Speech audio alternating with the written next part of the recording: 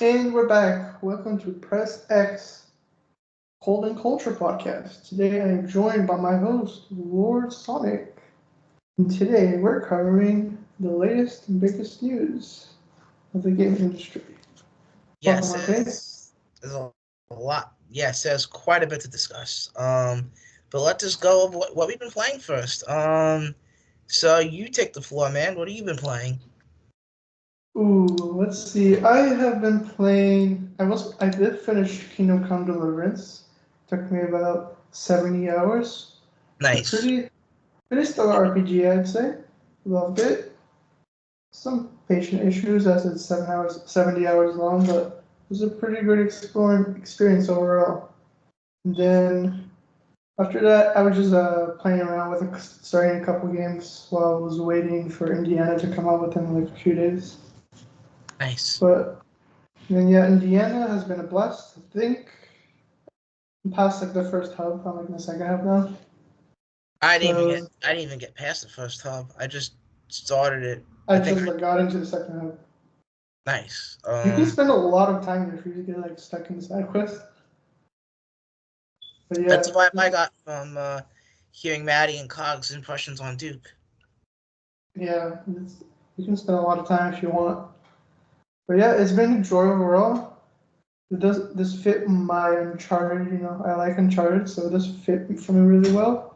Well, of course, it's not really a shooter; it's more of an adventure game. How do you feel about the first person aspect of the game? I don't want it actually. I thought I'd be against it at first, but well, I don't know. For first person, I used to not be a first person guy, but after Cyberpunk, I kind of changed on that. Yeah, when I play on PC for Cyberpunk, I tried using the mouse and keyboard setup. It's an adjustment period. I'm so used to having everything so like on a controller, but Oh, I I have the refuse to play laptop. mouse and keyboard on principle. I might as well use the mouse and keyboard. Um, I would do anything to avoid mouse and keyboard. you don't do that for platformers. I'll tell you that much. But yeah, that is it for me. I haven't really been playing much this week besides getting to the second half, but looking forward to getting Indiana. What about you? Right now, I played through all the DLC levels in Astrobot, and the holiday DLC level specifically is a real highlight because it kind of plays around the idea of having multiple power ups in one level, and I really feel like I that's going to be the next evolution for Astrobot 2 because I mean spoiler alert, it got Game of the Year, and in my opinion, if Metaphor or couldn't get it, I'm really glad Astrobot did because Astrobot's a really good game, and it has that Nintendo spirit that I feel like I personally think PlayStation has been missing for many years. So getting that spirit back and doing something really cool, and a non Nintendo platformer getting Game of the Year, that is really impressive. And God bless Team Asobi for making such a fantastic game.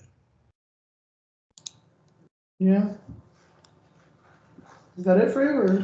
Or But outside of that, I've also played the Sonic X Shadow Generations DLC based off of Sonic Movie 3. I have a little write up on lordsofgaming.net kind of breaking down like the DLCs, the new remix that's in there, and to keep it kind of to sum it up, the level is it's very cinematic, linear experience with some branching paths you can take.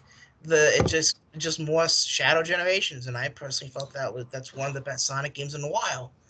more And Sonic? wow. Anyway, I will What's say with the though, Game Awards?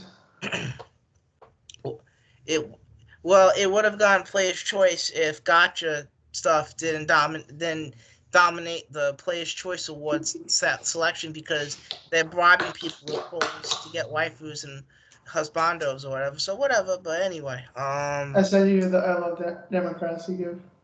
mm, but I love that gift. for me, I just and regarding Keanu Reeves as Shadow, I'm mixed on it. On one hand, I feel like for like some of the like the opening portion of the DLC, the ending portion of the DLC, when he's actually doing like normal dialogue, he sounds fine as Shadow. I think it's very fitting because he's trying to copy the game version of the character, who is kind of like more um controlled of his emotions and everything, versus in the movie where he's clearly pissed off. He's clearly kind of like Keanu amps up like the anger side of the character, and you can't really do that in the games, in the game version, because it's still game Shadow who just looks like him. But I will say though, in terms of like the sound effect, voice acting, and some of the line reads, I don't wanna, kind of agree with Maddie in terms of him kind of like, oh, Keanu isn't good as Shadow, but it reminds me a lot of the PS2 era Spider-Man games, where like you had Tobey Maguire kind of just phoning it in for some of his dialogue. And while I don't think Keanu phoned it in for the DLC, the voice directors in the movie was not in the room, and that is reflected in how he comes across in the DLC. I think it's fine. I liked it for what it was. I didn't expect like what we were going to be getting in the movie this week, but for what we got, I thought it was pretty good. And the other big game is Indiana Jones. I've only played maybe like barely an hour of it across Xbox Series X and PC, and I'm really impressed. Like on PC, I did not expect the game to run not even 60 frames, but it runs above 60 frames on my laptop at like a pretty nice resolution. It looks really good on Series X. So all the That path concerns. tracing killed the performance on my PC. What happened? Path tracing? Oh, I know my laptop can't do that. I built my PC last year. It's like a pretty good build, but when I turned path tracing on, it killed the performance on my PC. How Because bad? I'm able to play it on ultra with ultra like 80 FPS. Mm-hmm. But when I turn on path tracing, I have to downgrade to medium. Do you still get 60 frames, or is it like? No, I think I get 60 frames medium, but it's like stutters really badly. So yeah, I just had to turn off path tracing. But my PC can do it ultra 60 without path tracing. It's like 100 FPS. Can it do path tracing with something like Cyberpunk? I'm sure I heard like path tracing Cyberpunk is like much more better optimized. Hmm. Like this is just new. This is still quite new, so it's not really as optimized on Indiana. Makes sense. I haven't tested Cyberpunk though, but I hear it's much easier to do. Excuse me. But And yeah, I have like a brand new PC, basically.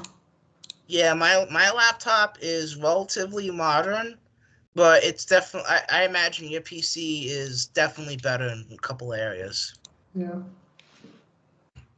But I But really it like does look really beautiful, ultra, I gotta it say. does. Indiana Jones looks really like I'm surprised I can play with like a mixture of high and ultra settings on my laptop. I did not expect that. Right? But Did you play high or it's a mixture. Some stuff is set to mixture? ultra, some stuff is set to high. Like the texture thing that's linked with VRAM. I have 12 gigs of VRAM on my laptop, so I just set it to ultra for that, and it's not been a problem. But then again, I'm really early, so I'll probably have to crank it down to high. At want to get further in the game. But again, the play anywhere stuff for Xbox is really nice I found because frame generation to be really glitchy. I Fake do. FPS, like it generates fake FPS. Mhm. Like makes my PC stutter a lot. I can't. I don't think I can access it on my end because It's through NVIDIA DLSS. yeah, it's a video exclusive. I think I can kind of force it because I have this because I recently got a thing on my laptop called lossless scaling, which has frame generation support. But I'm getting 60. I'm not complaining. It feels good.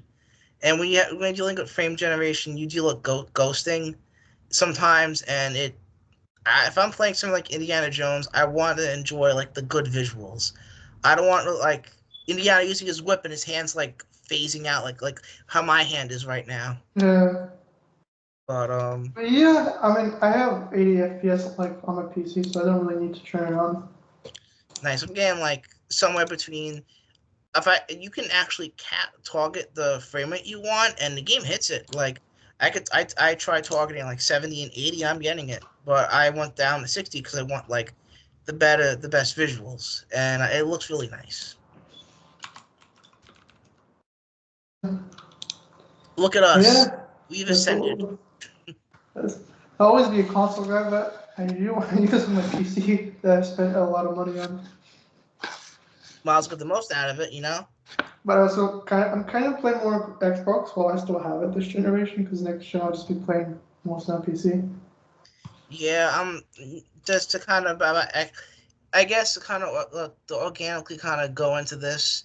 One news topic that has came up is a comment Jez Gordon made in regards to like Xbox with multi-platform, because one of the big reveals at the Game Awards was the Outer Worlds 2 is launching day and date on PS5, and the implication is the reason why it's not like across the board day and date is because some developers don't have the infrastructure to make native PlayStation and potentially Switch 2 SKUs at the same time as Xbox versions. Otherwise, games are going to be coming day and date on PlayStation, Do you Xbox, wonder etc. that's why they might delay Fable? I But, I'm thinking that I think they're delaying Fable to 2026 because they have but two what if RPGs. part of it was they want a PS release? I think that's part of it too. But I also think another big reason is because they have two first person role playing games coming out next year. So they're probably thinking, listen, we got two big RPGs. We can push this one to next year to kind of push whatever box we're trying to sell to people. So that's my read on that, honestly. Like, I don't think, but I agree with you that they're probably I don't. trying. I'm not sure. I believe Fable delay quite yet. Well, what do Because you think? here's my idea. So we Mm, know Avowed was planned for 2024, right? yeah, So this might have been always part of the plan to have Outer Worlds in 2025. It was supposed to be like a 1 year difference. yeah. So I'm just thinking that just a delay coincidence, not really on purpose. That would make sense because they probably didn't expect to push Avowed to early next year. Yeah. So that's why I think you're having two Obsidian games in the same year. Yeah, that makes sense. Kind of how Insomniac did, was it Miles Morales? Or it was like they had 2 years back to back, or was it? It was 3 games back to back. You had Spider-Man Remastered and Miles releasing at launch for the PS5, and then like I think June It was 2021. It came Mal Ratchet, I'm Ratchet and pretty sure. Clank. Yeah, it was Miles Morales and Ratchet, that's what I was thinking. Yeah, I feel like that was kind of their plan, but because of the delay, it happened in the same year. I could see that honestly. I don't know how I feel about Fable. I feel like, how long have I been hearing about this game? Fable, too long. And they have, what do they have, like 2 or 3 studios now? I feel like they should be able to be close to finish by now. No, I don't really think they're gonna. I don't think Fable is gonna get delayed because it needs the time. I think it's gonna get delayed because Xbox has too much stuff next year, and they That hasn't probably. stopped them before. I know, but like, look at something like Indiana Jones, where you know for a fact if it released a month earlier, it would have been part of the game award discussion, and Microsoft's probably like low key pissed that they missed out the cutoff point. But then the same thing happened to Halo and Forza. Yeah, but I feel like if they wanted to, they would have, done it at this point. I don't know. But yeah, I don't know. I feel like I'm 50-50. Fable could come out next year. But also, you might want to distance yourself from GTA. That's a big factor too, and that's another story Everyone's that kind of afraid right now. yeah, it's another story. Like developers are coming out, like talking behind the scenes. Like, listen, we don't want to release our game. We're waiting to hear about GTA's I've release. heard some stuff about GTA in the background. Mostly, nobody Rockstar kind of knows right now. Yeah. Usually they don't know like 6 months before launch if they're ready to ship. So it could be delayed, it could come out on time, but it's fallen behind a few deadlines I've heard, but they're still aiming for the target of fall. But it I could be think, delayed if things fall apart, like, some big technical snafus. well, with Grand Theft Auto, you have to take into consideration that they have the online component, but we don't know if it's going to be launching alongside the single player component. Yeah. I've imagined doing like Red Dead 2. If you remember, it was like a month or two, they did like a beta. Yeah. It wasn't a fully finished version, but it was like, they launched a soft version. I remember back in the day when GTA 5 came out on the 360 and PS3. Wow. Anyway, when it came out on the PS3 and 360, the online came out, I think, a month or two later, if I remember correctly. Okay. But yeah, I feel like what we're gonna get is something similar like that, probably like a beta, which is not a full launch, but like, a soft launch. Maybe like a closed beta, then an open beta, and then a proper I release. think it'll be open beta where everyone gets access. Like it was GTA. Do you think like they would? Do you think it would be open beta right away? Because I would imagine like you have a Something with lot. Red Dead. That's something they did with Red Dead. Well, you're Lord Because it's Rockstar. like not an actual beta. It's just the term they use to say it's not finished. Okay. Well, you're Lord Rockstar, so you know It's more more of about a this than I marketing do. term than an actual beta. Okay. So it's like not an actual, beta. It's just a way of not having all the content ready yet. Basically, to cover themselves if something is broken, right? Yeah. It took them like 6 months or something to finally say out of beta. Hmm. But yeah, I think that's it for this section, unless you have something else to add. No, I think I covered everything I wanted to. Yeah, I guess let's jump into Assassin's Creed Shadows. You take the floor at this one. I'm out of the loop completely on Assassin's Creed. Well, things seem to be more positive on the streets lately. They released a combat overview. There is like an article going over some cool mechanics, with like a few snippets of clips. The games do look much more beautiful. I will say it looks really beautiful. I'm not surprised. Ubisoft games always look pretty good. Like, I mean, it looks because the last few Assassin's Creed games look kind of had some dated stuff, character models especially. looking at the article right now, I really appreciate how they break down how the attacks are actually pulled off.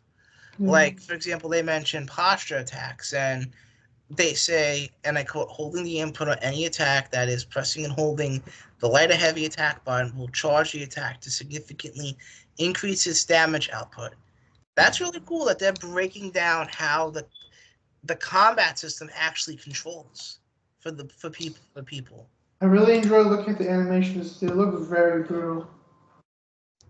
It should be you're playing as like a samurai. There's a few moments that look a bit cartoony, but like overall, it's pretty good.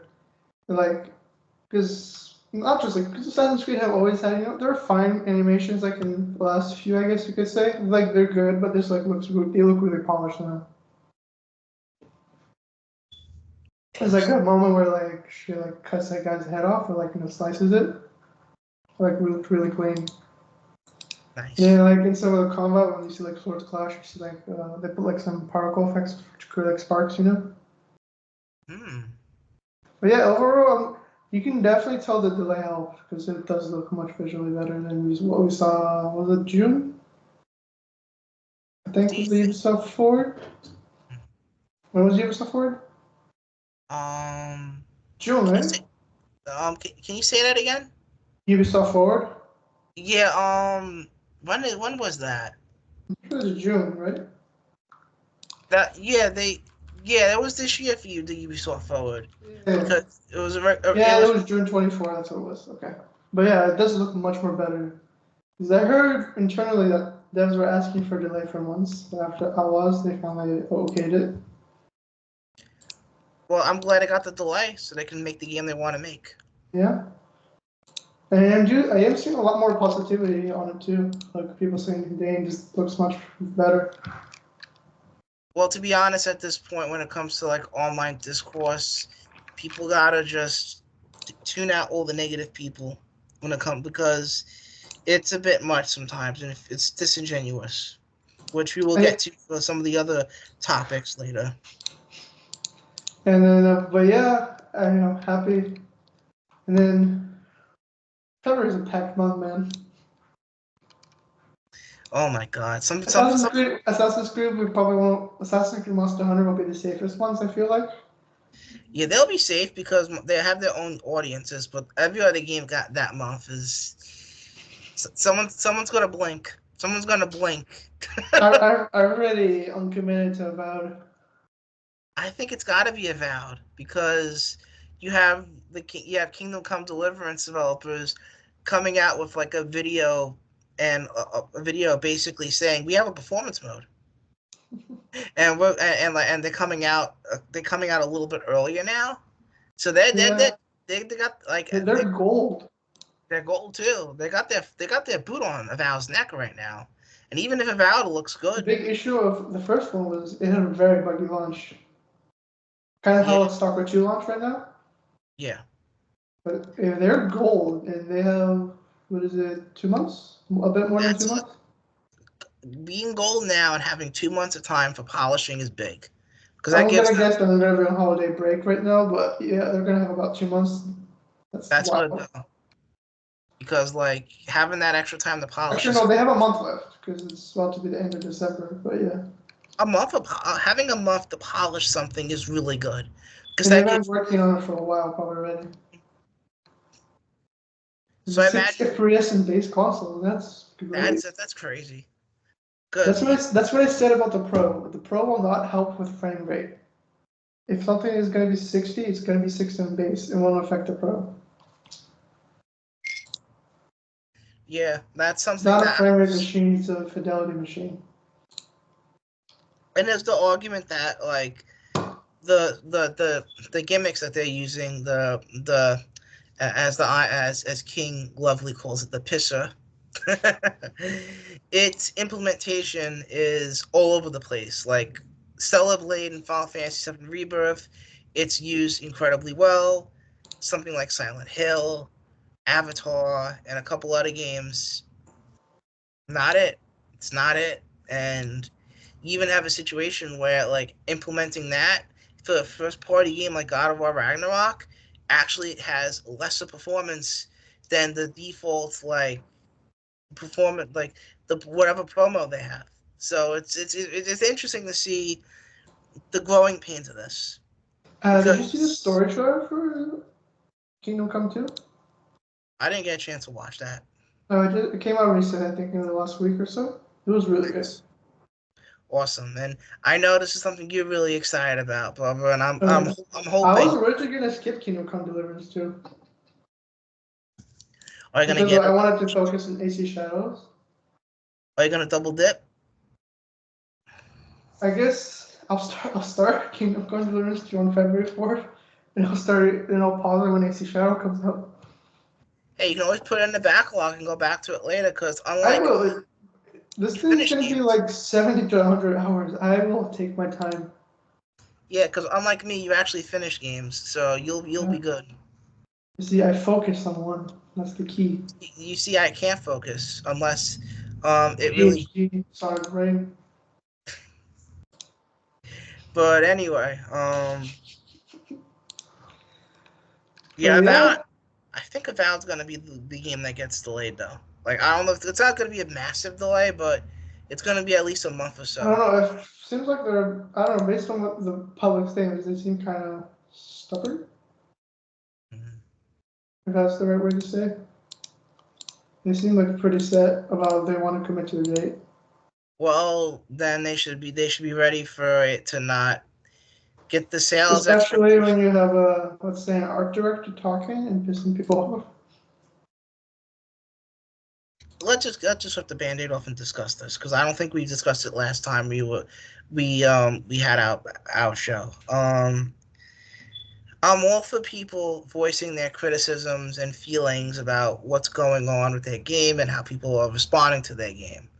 At the same time, though, we're dealing with an age on the internet where if you say something, there's communities that are gonna latch onto it and weaponize that. And Call Grums. to be was I have very strong words against them, and if you want to find my strong words, I've said them on social media before, but I'm not saying it here because this is a professional podcast. But he can enjoy a bag full of glizzies for all I care. But in my opinion, I genuinely hate people like that who just, and this is something that's been going on this entire year with games like Stellar Blade, Avowed, all these other games being like either used as a weapon to shut down other games, or games being criticized for just, in my opinion, no valid reason. The only game I personally feel that kind of got in like the whole, oh, it's too woke or whatever, was Dragon Age Veilguard, because it definitely is overly preachy in places from what I've seen of it. But at the same time, it's like that's what the game developers wanted to make, and just if you don't like it, don't buy it. And that's like my mantra of like, video games are art, and we keep screaming from the top of the roof, they're art, right? So we Mm-hmm. respect the games for what it is. Like, I I, I get it. Like, people, like in the case of Stellar Blade, people wanted something like a Dead or Alive, a Ninja Gaiden, where like you have attractive like female characters and Japanese beauties kind of like in the forefront. But still, that's not the only thing about Stellar Blade. It's a game that is genuinely fun with a decent combat system, good visuals, and an amazing soundtrack. But the only thing I see about the game is people gooning over Eve. And I'm like, listen, Hey, you want to I know get something it, funny? but come on. You want to know something funny? What's funny? Grums didn't even finish Dogblade. You know what that tell he doesn't want he know what that tells me? That tells me that he doesn't really He's not play a gamer. games. These all just grifters. I hate grifters. Then they should Maybe kind of Grums is go a gamer because he was a developer, but like a lot of the grifters are just don't play games. home. And then you have the whole thing where a character doesn't look a certain way. People are just like, oh, this isn't it. Like with the recent Naughty Dog game reveal, where like you have a character who is obviously inspired by someone like Ripley from Alien. But that's not what people are saying. Like, oh, the character's ugly. And you have the situation, same thing with the new Witcher announcement, where you have a character who looks identical to how they did in the last game, but then people are still complaining about how they look. And I'm like, what do you want? What do you want at this point? Again, I'm off the rails. I apologize. But No, I you think spoke bars. the point I'm trying to get at is like, you have just people need to just let the games speak for themselves, and if they don't like what they see, instead of complaining about it online, just don't buy it, because the wallet is going to be what determines what games get made. And even if Xbox, in the case of like, and the thing with Avowed is like it's disingenuous too, because a lot of the people complaining about the character models, those are custom characters from the character creator. Oh God. But I guess the whole situation is people want video games to simply be just an escape thing, and that's understandable. But some developers gonna something like a RPG, they're gonna really kind of use that as a pseudo platform to kind of tell a message, because that's what stories are. They tell messages, and that is something that people have to kind of come to grips with in all media. So what were we talking about? I feel like I lost the plot here for a moment. And the developer, art director. Well, did I just go on a random tangent, or Yes. I mean, it was okay? kind of it was an organic tension. It was an organic random tangent. So okay, my co-host, you course correct. Good. But yeah, I agree with you. I personally don't feel like buying Avowed at launch anymore, or I guess Game Pass playing it, but I will check it out eventually. I'm honestly more excited for Outer Worlds than Avowed. I kind of prefer sci-fi over fantasy. I think that's what's probably going to happen now with Outer Worlds 2 being revealed. Everyone's going to be like, oh, I'll just wait for this. Because even if Avowed looks cool, a lot of people are going to be looking at Outer Worlds 2 and going to want to get that Fallout itch scratch. And that's probably going to be what's the more popular game. But Microsoft wins either way because guess what? Outer Worlds 2 is coming out on PlayStation 5. And they're going to get the PlayStation money. Oh, everyone forget when Avowed releases on PS5. Avowed probably going to... That's interesting. That's interesting you bring that up. Because I wonder This is what happens. This is what's going to happen with Dragon Age. In a year or so, people are going to forget about the Dragon Age drama and say, yo, this game was underrated. So it happens with every game. Everyone gets mad at launch, and then a year later, they're like, yo, this was not that bad, actually. It's like a common trend you see with games. We see a public lynching every month. That's true. It feels like there's always a target. Like everyone collectively just does the meme of like the Simpsons meme of say the thing and they just laugh at Bart. But yeah, I think that's all I have to say about Avowed. It looks Yeah. cool, but I'll check it out at a later date. I'll play it when it comes to Game Pass, and I mean I'm kind of curious, like what Cog and Maddie said about the game. The combat at least piqued my interest, so I'm kind of curious to see how well it runs on my laptop because I'm not confident it's gonna be 60 on console. All right, let's talk about Sony Bend. Yes, let me open the article so I could. I added a second one that has the actual images. Alrighty, thank you. I Because the appreciate first one was taken down or copyright strike. Okay, I can see why. These are clearly very early. Yeah, very very early. Okay, so for context, so what Sony Ben is cooking is they're making a third person a third person game with action open world, and there's from the leaked screenshots we have crafting mechanics. um they have 6 different kinds of weapons you can use. And it looks like it's gonna be some type of multiplayer situation because it doesn't necessarily have to be a multiplayer. You just all we know is going to be using the open world system of Days Gone with online elements. It could be a co-op type thing, kind of like the Division, you know. I could see that because like you have elements of you have a rank because in the leaked footage you have a rank of like a rank room, a transfer room, a wardrobe room, and a hub director room, and it looks very early, so we're probably not going to hear about this game publicly until my guess sometime next year potentially. I don't even know if that would be possible. I feel like you're more likely to hear from Bluepoint because they're 4 years into development right now. That's true. We haven't Or see when they need to reveal Wolverine again. Yeah, but they got like a teaser. Well, PlayStation's roadmap seems to be more like cemented now, because we know 2026 is set in stone. I think you have was it a Fair Games, Wolverine, and Naughty Dog's new IP in 2026. You think Naughty Dog's game's coming out 2026? The vibe They've been making it since 2020 with 250 people. 6 years of development should be, I think, good. I'm kind of thinking they're gonna try to launch that alongside.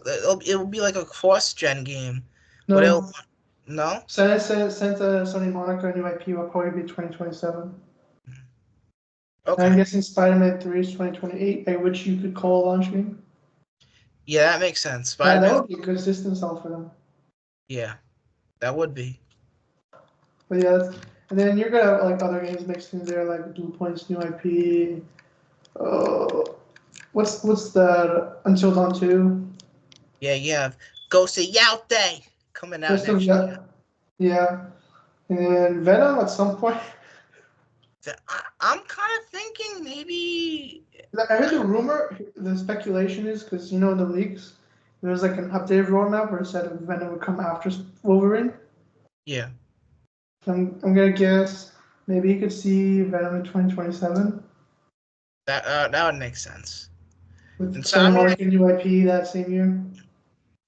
you gotta give Insomniac time to cook. They carried the PS5 on their backs for multiple years back to back. Oh, yeah. Give them time to cook while PlayStation's other teams start releasing games. Yeah, but yeah, I mean this looks cool. I guess I know people think this is gonna be what's it called, Siphon Filter. Sony's Ben from Ben. I kind of get where people are coming from with that because like that's a existing IP and that's something they did before. I remember there was a rumor back in the day about them making a Men in Black online game. A Men in Black game. Yeah. Sony owns that, right? Yeah, yeah, yeah. But If those this guys thing, were like more like suits, and in this image is him wearing like a military armor. I mean, But it could be possible, where it could be like I guess it could be kind of like Helldivers, where you're fighting aliens in co-op. But yeah, that'd this be is interesting. like this is gonna be open world, so I'd imagine you have similarities to like GTA Online. That would be really cool, honestly. Yeah, Because I actually saw it. I saw all the Men in Black movies. They're even the really new one um. I think was that the one where they went with back in Chris Hemsworth. where they went back in time? Or am I thinking That's of? the third one. That's not the new one. There's a new Oh, I one that didn't. came like a couple years ago. Okay, I haven't seen the new one then, but I haven't either, but it's still it has Chris Hemsworth who plays Thor.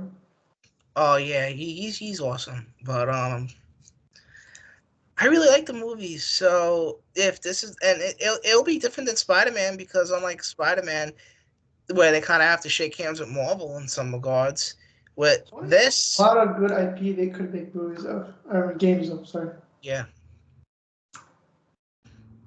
a lot Men in of Black. what's it called, Bad Boys game. That'd be fun. Oh, a Bad Boys game. Oh my god, that would be so good. That would be so good. Yeah. Cool. What PlayStation studio would you have make that? I'm kind of thinking Sucker Punch. Sucker Punch would be pretty good for that. Mm, Or what do you think? A Naughty Dog? why not? I don't know. They have a lot of studios. You could, I don't know, Sony Santa Monica could have done it. I'm trying to think because a Bad Boys game, you would have like the comedy would definitely be a part of the equation, and I'm kind of thinking a Sucker Punch would be really good for that because they the Sly I feel games like you want someone who's more like good with gunplay. gunplay. I guess that would be Naughty Dog would be one of them, but I don't think they do a licensed game ever. Insomniac. I guess Ben has history of gunplay. Insomniac could be a good pick, but you gotta let them cook their own stuff at some point, right? They have a new IP in development. Yeah. But yeah, Sony has a really good treasure of IP from the movies. Like, Yeah, but since we're on the topic of PlayStation and new games, there's a new game, quote unquote, potentially on the way next year. Days Gone remastered. That rumor kind of came up to I've been hearing surface. this rumor like 2 years. Yeah, but this rumor apparent there was like a finding of on the back end on Steam of like the game being updated. So people kind of were thinking, oh, maybe it'll be announced at the Game Awards. And you know my take on PlayStation and and every master, so I'm not gonna repeat myself there. But I just think it's Bloodborne's right there. Like, if you really want to do the Ratchet and Clank game would be an interesting one because like you could theoretically add in more levels from the original game because the remake did not have the full level set, or a Gravity Rush collection with because apparently they're working on a Gravity Rush movie or show, and they'll Mhm. probably want to align that with that release. I mean, that's why they make that. I That's don't know. why I just don't see what they're doing with Days Gone. Like, what's the actual point? it doesn't make much sense considering like Because Sony I has. remember the state of play said we're gonna get Days Gone remastered, but instead we got Horizon remastered and Ghost of Yate, which nobody predicted. Yeah, Ghost of Yaute was a big surprise for a lot of people. Yeah, well, I hope not to see it because I did not like that game. I never played it, so I gotta get to it at some point. Yeah, I know, right? Wow, Mister non PS4 generation PlayStation fan over here, right? PS3 But and PS4 generations are the best. yeah, I'm rocking the PS3 theme on the PS5 right now. I am too. Nice. That feels the most clean. I I mean, had the most time on PS3 for me. yeah, I love like the XMB, like the clicking sound, like the beep beep beep beep when you're going through the menus and stuff, and it's such a clean interface. Please, Yep. PlayStation, don't remove the anniversary themes. Please don't do that. I guess we can organically transfer to this topic. Yeah. 30th anniversary. Yay! What are your thoughts? I think what they did with the pseudo celebration they got going on, I think what was solid. Like there's a lot of good sales right now on PSN if anyone kind of interested. A lot of major games are part of the sale. So give that a look at the time of this recording if you want to save a couple of bucks for the holidays. Um, and the PlayStation Plus lineup, did not expect the entire Sly series to be playable on PS5 by the end of the year. I was expecting Sly 2 and 3 to kind of, if you're going to bring 2, the third one next year. No, here's Sly 2 and I'm 3. happy I can finish the trilogy now.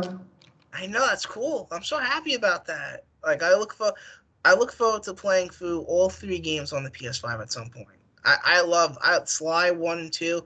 I love those to death. Those are amazing platformers. And I downloaded the PS5 version of Jack and Daxter, and I feel like they did a pretty good. I played through the opening level. They did a decent job with the emulation for that. So I'm glad they Yeah. did that.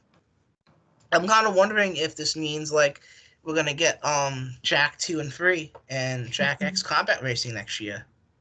But us Ratchet and Clank fans. Yeah, PS2. Ratchet seems to really be biting the dust lately. They've got like the worst games. Well, the thing is, they're stuck with the PSP stuff, and I mean, the PS2 games are right there.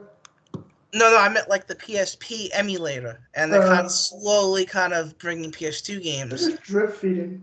Yeah, and like, listen, They're drip feed all their PS2 games, and during the PS6 generation, they go drip feed the PS3 games. yeah, because that by that point they can emulate PS3 without much issue. But like, I gotta say, like the PSP Ratchet games, like I didn't even touch Secret Agent Clank. I got so annoyed with the Size Matters final boss. Like that legitimately pissed me off. Like I didn't play the PSP games, so I had to do the rewind. I know the story though, and I remember the story not being that good. I like the music because it's the same composer from the PS2 games, and I like the kind like the pseudo return of like not edgy but like the PS2 characterization of Ratchet, but like at the same time, it wasn't it. It was a nice return to what the PS2 games were kind of like, but it wasn't it. So please, if you're listening, PlayStation, please bring the Ratchet trilogy natively to PS5. I know I can emulate it on my laptop without a problem, but I would love to get new trophies for Ratchet 2 and 3 again. That would be amazing. Thank you. Well, let's talk Yo, about wait, Lego.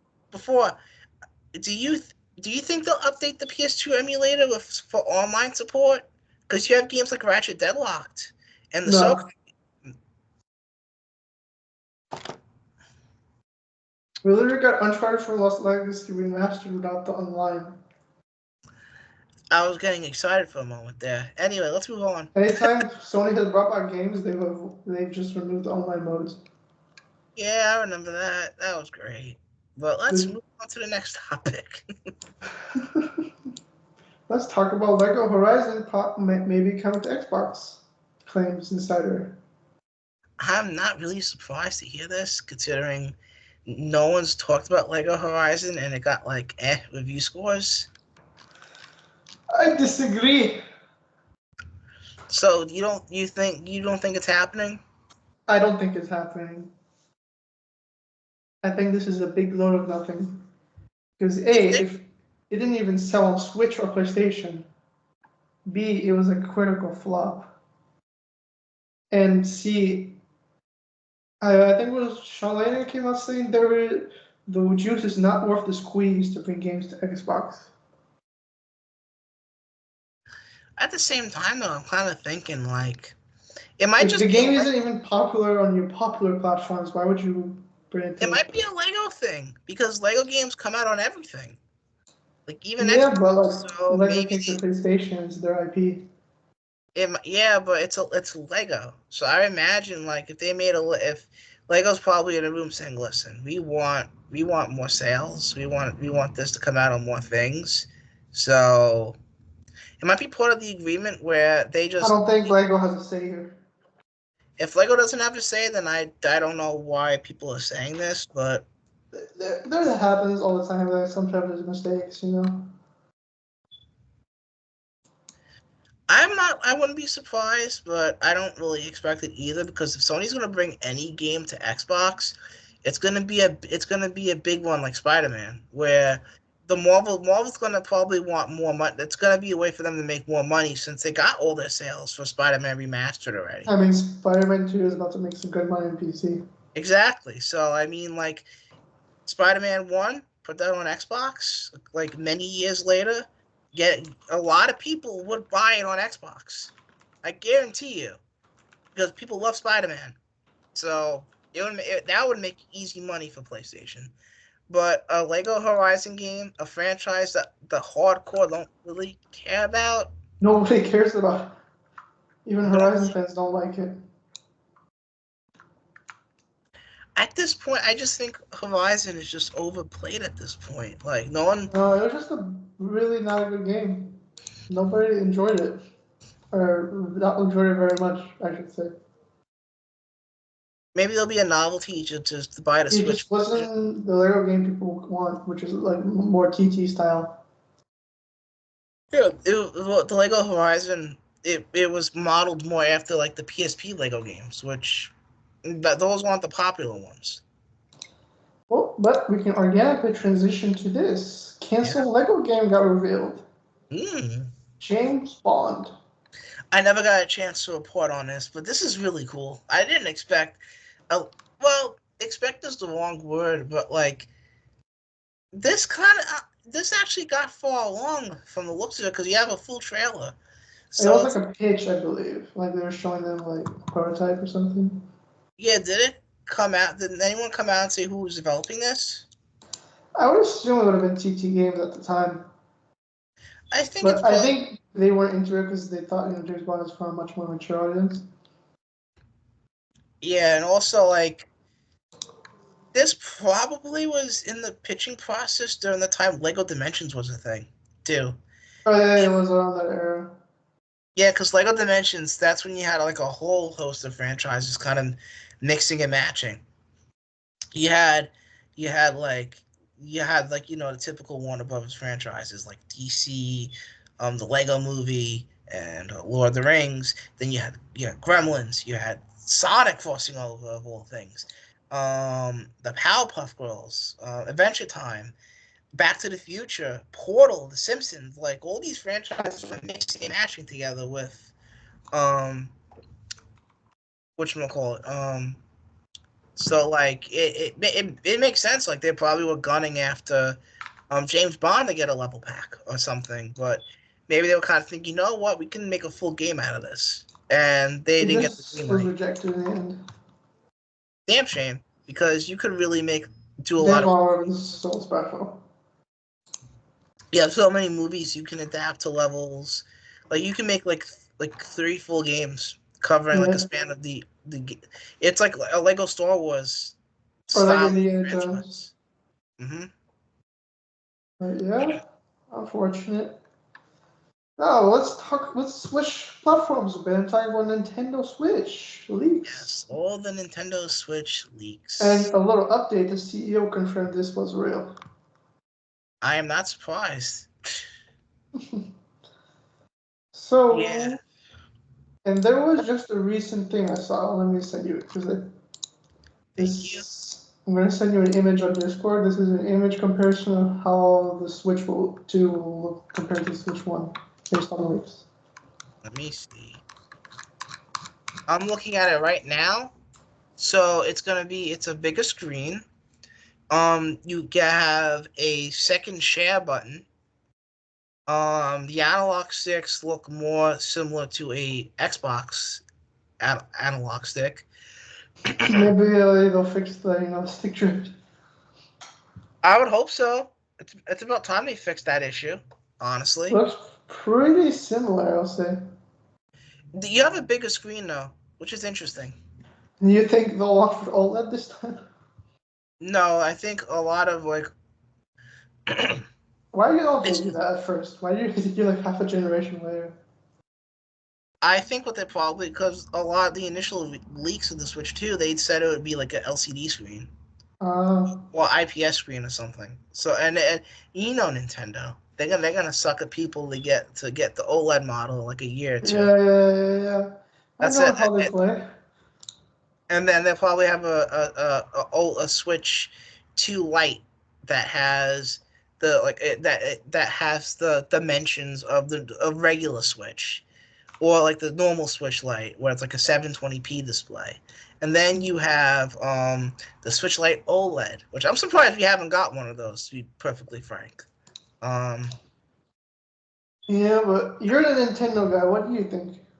I think the idea of the Switch 2 in general is Nintendo's looking at like the Steam Deck and all these handheld PCs, and they're like, "Huh, that's cute," and they're kind of just thinking like, we don't have to worry about that because we're Nintendo. People are gonna buy our stuff no matter what, and then people will And buy then it. pirated on Steam Deck. Well, the thing is with Nintendo is you can't play technically, quote unquote, you can't play their biggest games on other hardware. So like you have a situation where Nintendo is they're very bullish in terms of how successful the Switch is, and I think the Switch 2 is going to be a really big success. And the main reason is a lot of people like there's a lot of people like myself who are looking at Nintendo's lineup this year and going, "Wow, that man Luigi game looks fun. That Zelda game looks fun, but they run awful. I'm waiting for the Switch 2 so I can play them on there and it runs better." So they're gonna get an upswing for a lot of legacy titles because it's gonna be backwards compatible. They confirmed that basically.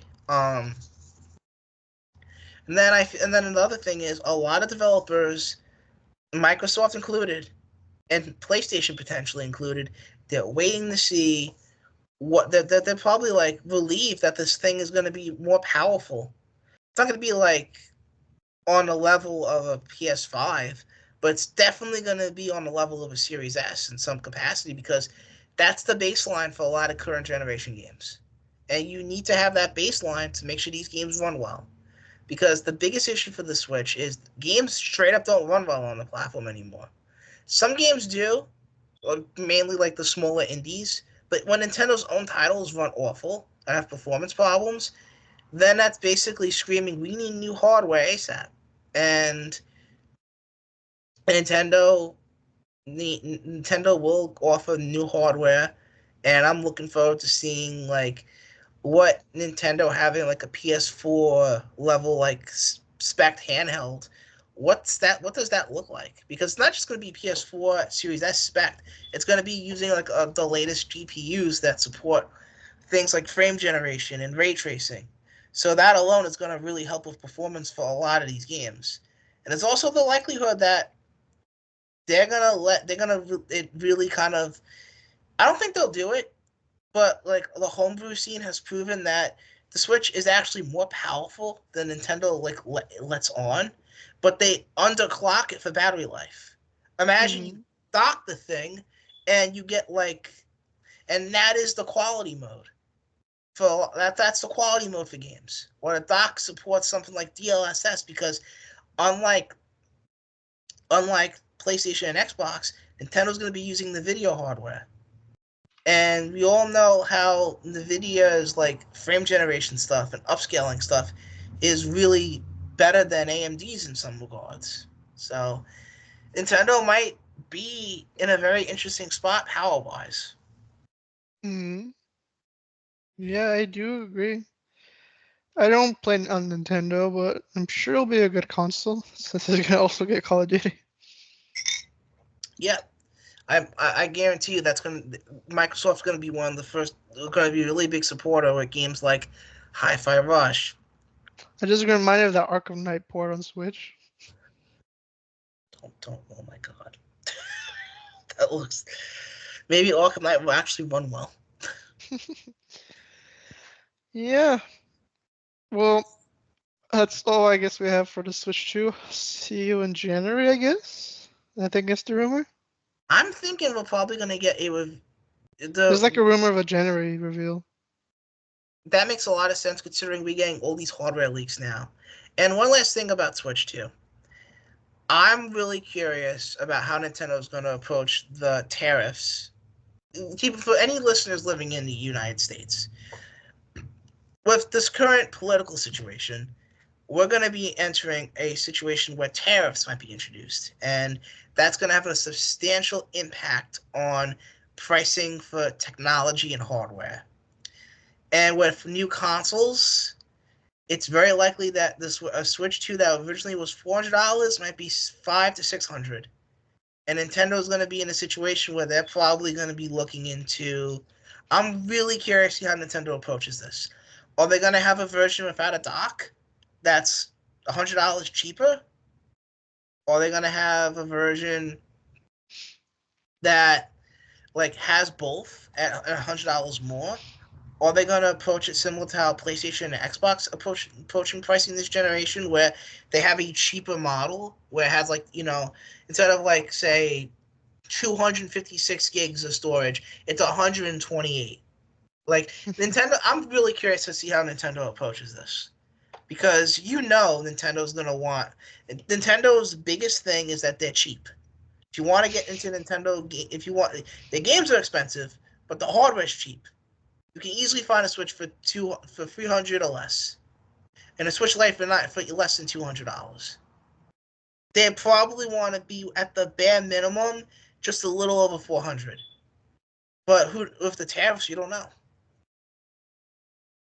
Yeah. Well, let's pivot. Yes. This is going to be a bit of a couple stories combined into one, so bear with me for a minute. Of course. So, Call of Duty is reportedly coming to Game Pass, or Legacy, I guess I should say, which is like the PS2 World War II shooters era. Which I don't really care much for those. For me, Call of Duty is kind of like GTA, whereas they started with Call of Duty 4 basically, which is where it really started for me. Well, this is including this includes multiple Call. Yeah, it's going to be the first 3, I think. It includes So I heard it's just like the pre ones, the pre before. No, it's not just that. It's not gonna be all of them. It's gonna be quite a few of them, because what Microsoft is doing right now, they're bringing a lot of the 360 era Call of Duty games, like Call of Duty 2, Call of Duty World at War, the original Modern Warfare, the original Modern Warfare 2, the original Modern Warfare 3, etc. been bringing those to PC Game Pass, and that not PC Game Pass. I don't The think I Xbox, read something else. um, It is only going to be like the PS2 era, the original Xbox. no, Call of Duty 2 came to Xbox 360. Yeah, I mean, yeah, it did. I mean, those games 360. How did it? Yeah, it was a launch title for the Xbox 360. I thought the Call of Duty 4 was like the first one on the new systems. No, the first one, the Call of Duty the 2005 Call of Duty 2 launched on the Xbox 360. Then Call of Duty World at War launched on I'm the. reading here. It says it just launched on the PS2 and GameCube and Xbox and Google. You're thinking of a different version of Call of Duty 2. Call of Call of Duty. Duty 2, the big red one. Yeah, that okay. That one came out on PS2, and That's what I was thinking. you was thinking of that, but there was Yeah. the traditional Call of Duty 2 that came out. Excuse me, on the Xbox 360 in 2005, and then the I following see. year World at War on PS3 and Yeah, I Wii. think, well, I don't know. From my idea, I think they're going to do like in chunks, you know? They're going to do like the first era of Call of Duty, and you're going to have the middle era of Call of Duty, which is like World at War to Modern Warfare 3 or Black Ops 2. Yeah. And then you're going to have the Jetpack era, which is going to be, like all the futuristic games. Yep. And then the reboot era. I think they're going to drip feed it. I mean, that's their plan. Like they've been slowly bringing Activision's lineup to PC Game Pass. I keep getting it confused. I apologize. The PC Xbox store, and the reason why this is significant is this happened with Spyro and Crash, and eventually those came to Game Pass. And guess what? Those PC versions are playable on PC Game Pass, and they want to have that synergy, but they can't have that synergy if the PC version isn't playable on their platform. So that's what Microsoft is kind of gearing up in the back end for. Yeah. And speaking of more Call of Duty news, we have got a news of Call of Duty or Microsoft introducing a Call of Duty committee. So let me just. This is like the green light stuff for future systems at the franchise level. Because Hold on. Actually, you take over. I'll be on mute for one moment. all right. So basically, Call of Duty will set up a new committee that will control the systems at a franchise level, which is kind of different to how it works right now because of the studio system, where each studio kind of has their own direction. Modern Warfare tends to be more realistic, tries to be like Rainbow Six. Treyarch is more arcadey. So this committee will decide what systems will be greenlit, and they want to focus less on like brand new systems. All right, I apologize about that. It's no problem.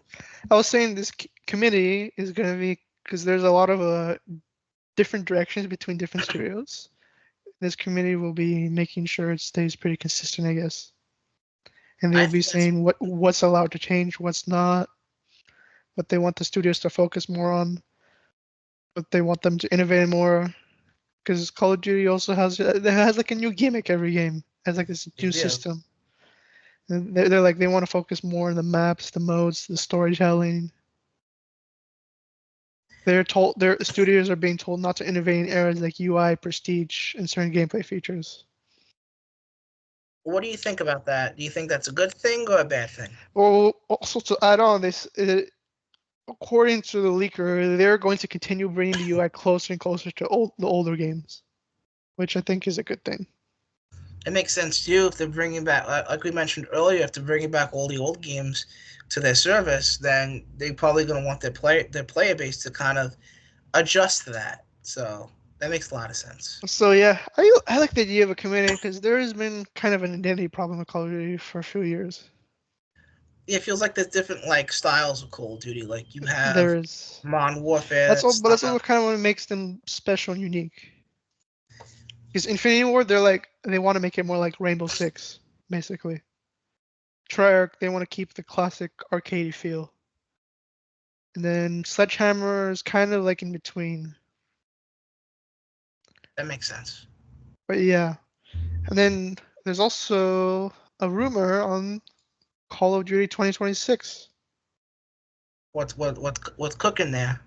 Modern Warfare 4. Continuing But with there's going to be some shifts in direction. Because they're going to be leaning more into, since it's going to be the year 2026, they want to lean more a bit into futuristic tech. They're going to bring wall running.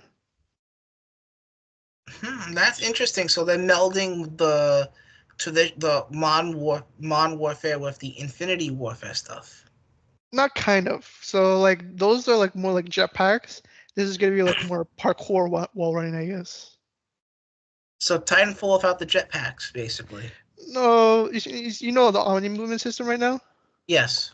So it's going to be kind of using that system, but like adding some advanced mechanics to like how like in Assassin's Creed you can like jump off walls or whatever. Yeah. There's this. I'm sure you've seen some clips of people like parkouring in real life, and they like kind of wall run. Well, that's cool. But yeah, they want to make, because it's 2026. They want to include more tech into it. That makes sense. But yeah, that's what has been told. Call of Duty, and they're trying to like, shift the story a bit because of what after happened in Modern Warfare 3. I haven't played the campaign for that, so I don't know what It was happened. a disaster, basically. That's what I heard, basically. And they're also going to be remastering a bunch of Modern Warfare 3 maps. For Modern Warfare 4? Yeah, the original Modern Warfare 3. That's interesting. Yeah, but yeah, they want to embrace the Black Ops 2 2025 tech future stuff, which was futuristic back in like the 2000s. But yeah, and then there's like rumors of them kind of going back to the arcadey style of Call of Duty, because fans haven't been pleased with them trying to make it very tactical and realistic focus in the recent ones. So what, Black Ops, the recent Black Ops game Yeah, day? they want to continue that. They're going to keep Omni movement in. I would be they got to keep that in. That's so cool.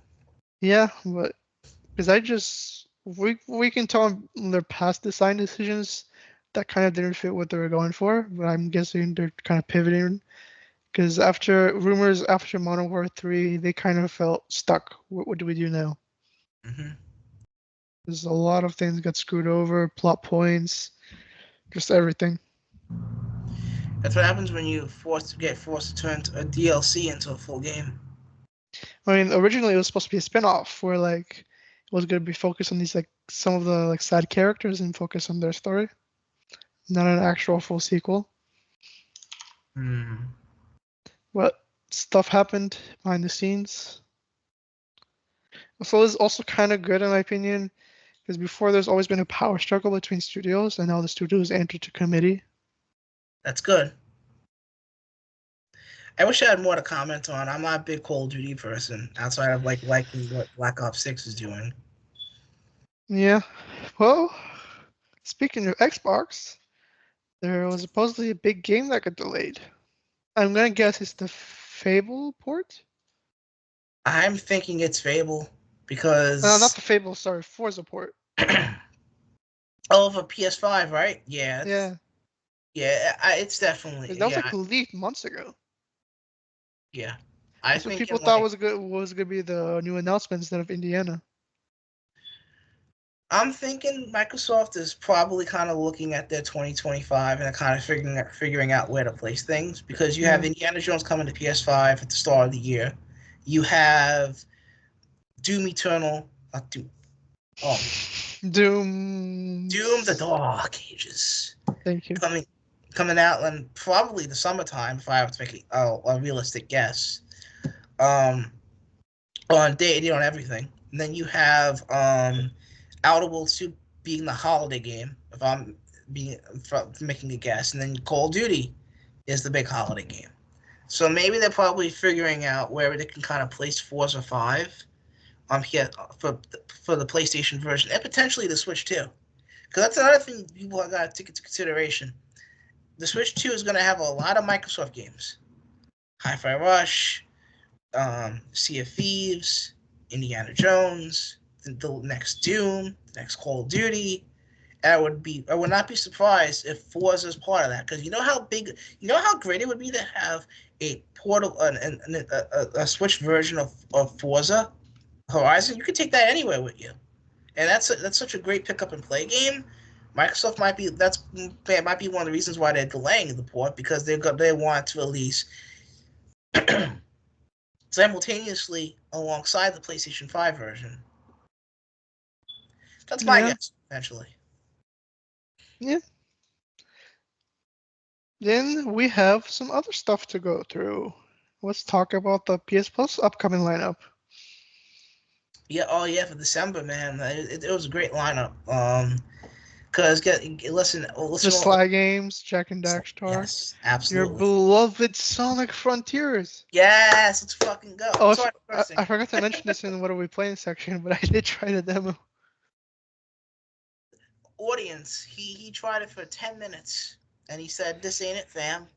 It just ain't it. I've never been more bored in my life. 10 minutes. He only tried it for. Meanwhile, if I drop a game, I at least put over an hour into it. I know what I like. And I know... I'm sorry for being messy. I appreciate you tried the game, but I don't know. I felt like I was playing a Ubisoft game. Don't listen to my co-host here. Give Frontiers a genuine chance. I don't know, the UI and I don't know, bro. That intro kind of sucked. Maybe the intro was bad, but I don't know. It just didn't grab me. Jokes aside, Sonic Frontiers is the kind of game where it's like the inspirations are very firmly on. They wear it firmly on its sleeve. Where they what Frontiers is, it's a mixture between like a Zelda, like a mixture between like Breath of the Wild open world with like Mario, like the progression that you would see in like a Mario, like Bowser's Fury type thing, where it's like open world platforming challenges to kind of make the map open up, and then you have like the speedy Sonic levels that you kind of like that you get access to as you fight more enemies. And then you have like the grandiose boss fights with like the giant Titan robots with amazing heavy metal music that plays like at the tail end of your time exploring an island. And it's not a perfect game, but I really loved it, and give it a chance if anyone is curious. And another game that I think people might enjoy, but then again, this is Preface. Play if you're gonna give Forspoken a chance. Do not play with the English dub. Play with the Japanese dub. Just a friendly heads up. The only difference is it's still cringe. You just can't understand the cringe. That's part of the reason I recommended the Japanese dub. It's different. It's different. What if you know English and Japanese? Well, then I'm sorry. Then I'm sorry. There's other games to play. But anyway, yeah, not Sonic. No, play Sonic, but don't listen to my my uncultured co-host. If anything, I'm the most cultured one in this podcast. Debatable. Anyway. Debatable, but most of the games I play typically win goatee. Anyway, the PlayStation Plus lineup is to be transparent. Let's go over the full list on the PlayStation Plus lineup. Give us one moment to open it up. All right. Let's find it because I have the link somewhere here. Okay, I do not have the link. I have the link. Okay, thank you, my professional co-host. Oh, I found it. It was just great. It was just marked out. Anyway. Because I thought we went over it already. Okay, so let me just open up the overall game lineup. So it includes WRC Generations, a racing title, includes the indie 2D platformer Fist, Forged in Shadow for PS4 and PS5, Jurassic World Evolution 2 for both platforms, both Coffee Talk titles on both platforms, a cute little like indie experience called Pogs. You control like these two dogs, and like it's like a little they're like it's like a snake, and it's really cute. It's a cute little like indie gem. You can give a shot. And you already mentioned the Sly titles and Jack and Daxter coming to the service. And for the PSVR 2 owners out there, they Star Wars Tales from Galaxy's Edge is free on the service. So it's a nice roster of games that are available. Yeah. PlayStation Plus has been good or / great this year. A lot of good stuff. I will just say I really appreciate PlayStation really going to the PS2 catalog and giving it a lot of love and respect. They did I've been really enjoying PS5 cloud streaming lately. Yeah, because on my Portal. Yes, the PS Portal owners, if you don't need the PS5 anymore, you could just stream it over the cloud for the PS5 lineup, and that includes. And it's like really smooth. Yeah, because I've been playing Assassin's Creed Valhalla on it. Like it looks, the screens look crisp, and the gameplay and the combat are really smooth.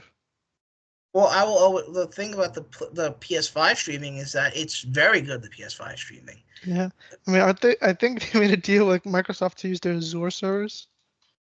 It makes sense, but then again, like I feel like the Xbox cloud streaming isn't particularly amazing, unless you're like plugged in with Ethernet cable. Yeah. But yeah, Sony's kind of catching up with their service to Microsoft's Game Pass service. Yep, and I think they got a lot of good like gems, day one gems.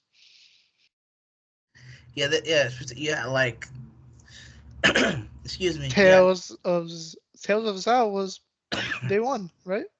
Yes, it was. You take the lead for a moment. I'll be right back. But yeah, PlayStation Plus has been really good. I'm definitely gonna check out Sly Cooper, revisit the Jack games because it's been years. Especially, it's gonna be fun to revisit it with the upcoming announcement coming. And then you have like the PS3 or not, the PS4 collection is really good with all the Ubisoft games. They've done a really good job. I am a premium member myself, so I have been enjoying the classics. But you can buy these games separately if you like. With like Sly Cooper was like $14 or something. So let's get some more water. But yeah, I think it's just the Sly games at $10. The Sly games and Jack and Daxter at $10 a piece. I'm pretty sure. And if you own any PlayStation 1 game or a PSP game via like if you bought them apart the PS3 classics, it's a free upgrade.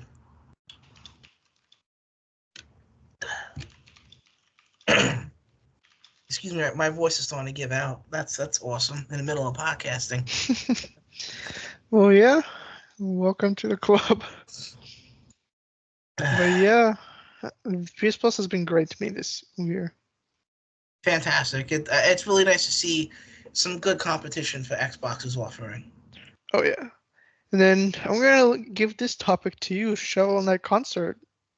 Yes. So Yacht Club Games announced that in 2025 they're gonna have 2 concerts for the indie darling that is Shovel Knight. And the only song we know so far that's gonna be included is the opening level theme. But Shovel Knight has a bunch of spin-offs, and its soundtrack is amazing. So I guarantee more songs are going to be included in the set list. And I'm going to this. And there's a show in New York City, And let me just open up the link so I can kind of go into. Yeah, they have 2 shows, one for New York City and another one for Los Angeles, and this and the locations would be at the Town Hall for New York City and the Fonda Theater.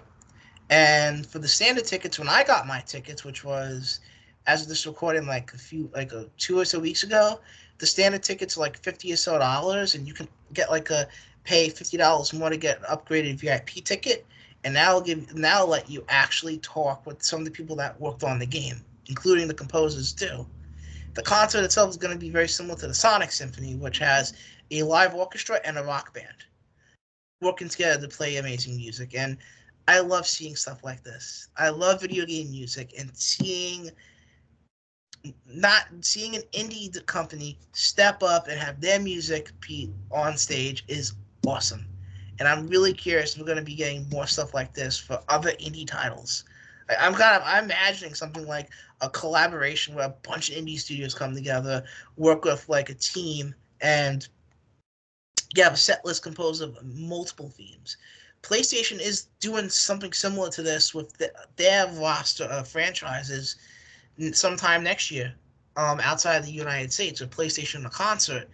And well, I'm hoping more deep cuts show up. It's probably going to be more like the more recent stuff. Like they confirmed stuff like Last of Us, Horizon, God of War is going to be there. That fits very organically with an orchestra. Some ideas I was kind of thinking of, like, oh, maybe Parappa the Rapper, where you have a rap going on, everyone kind of joins in on the fun. But going back to Shovel Knight, I love seeing video game music be respected and celebrated like this, and I really hope Square Enix and Sega, with their like concerts for their titles, that continues inspiring more people to do stuff like this, because this is a fantastic way to give back to composers who really helped create the tone and the mood we love in all these video games.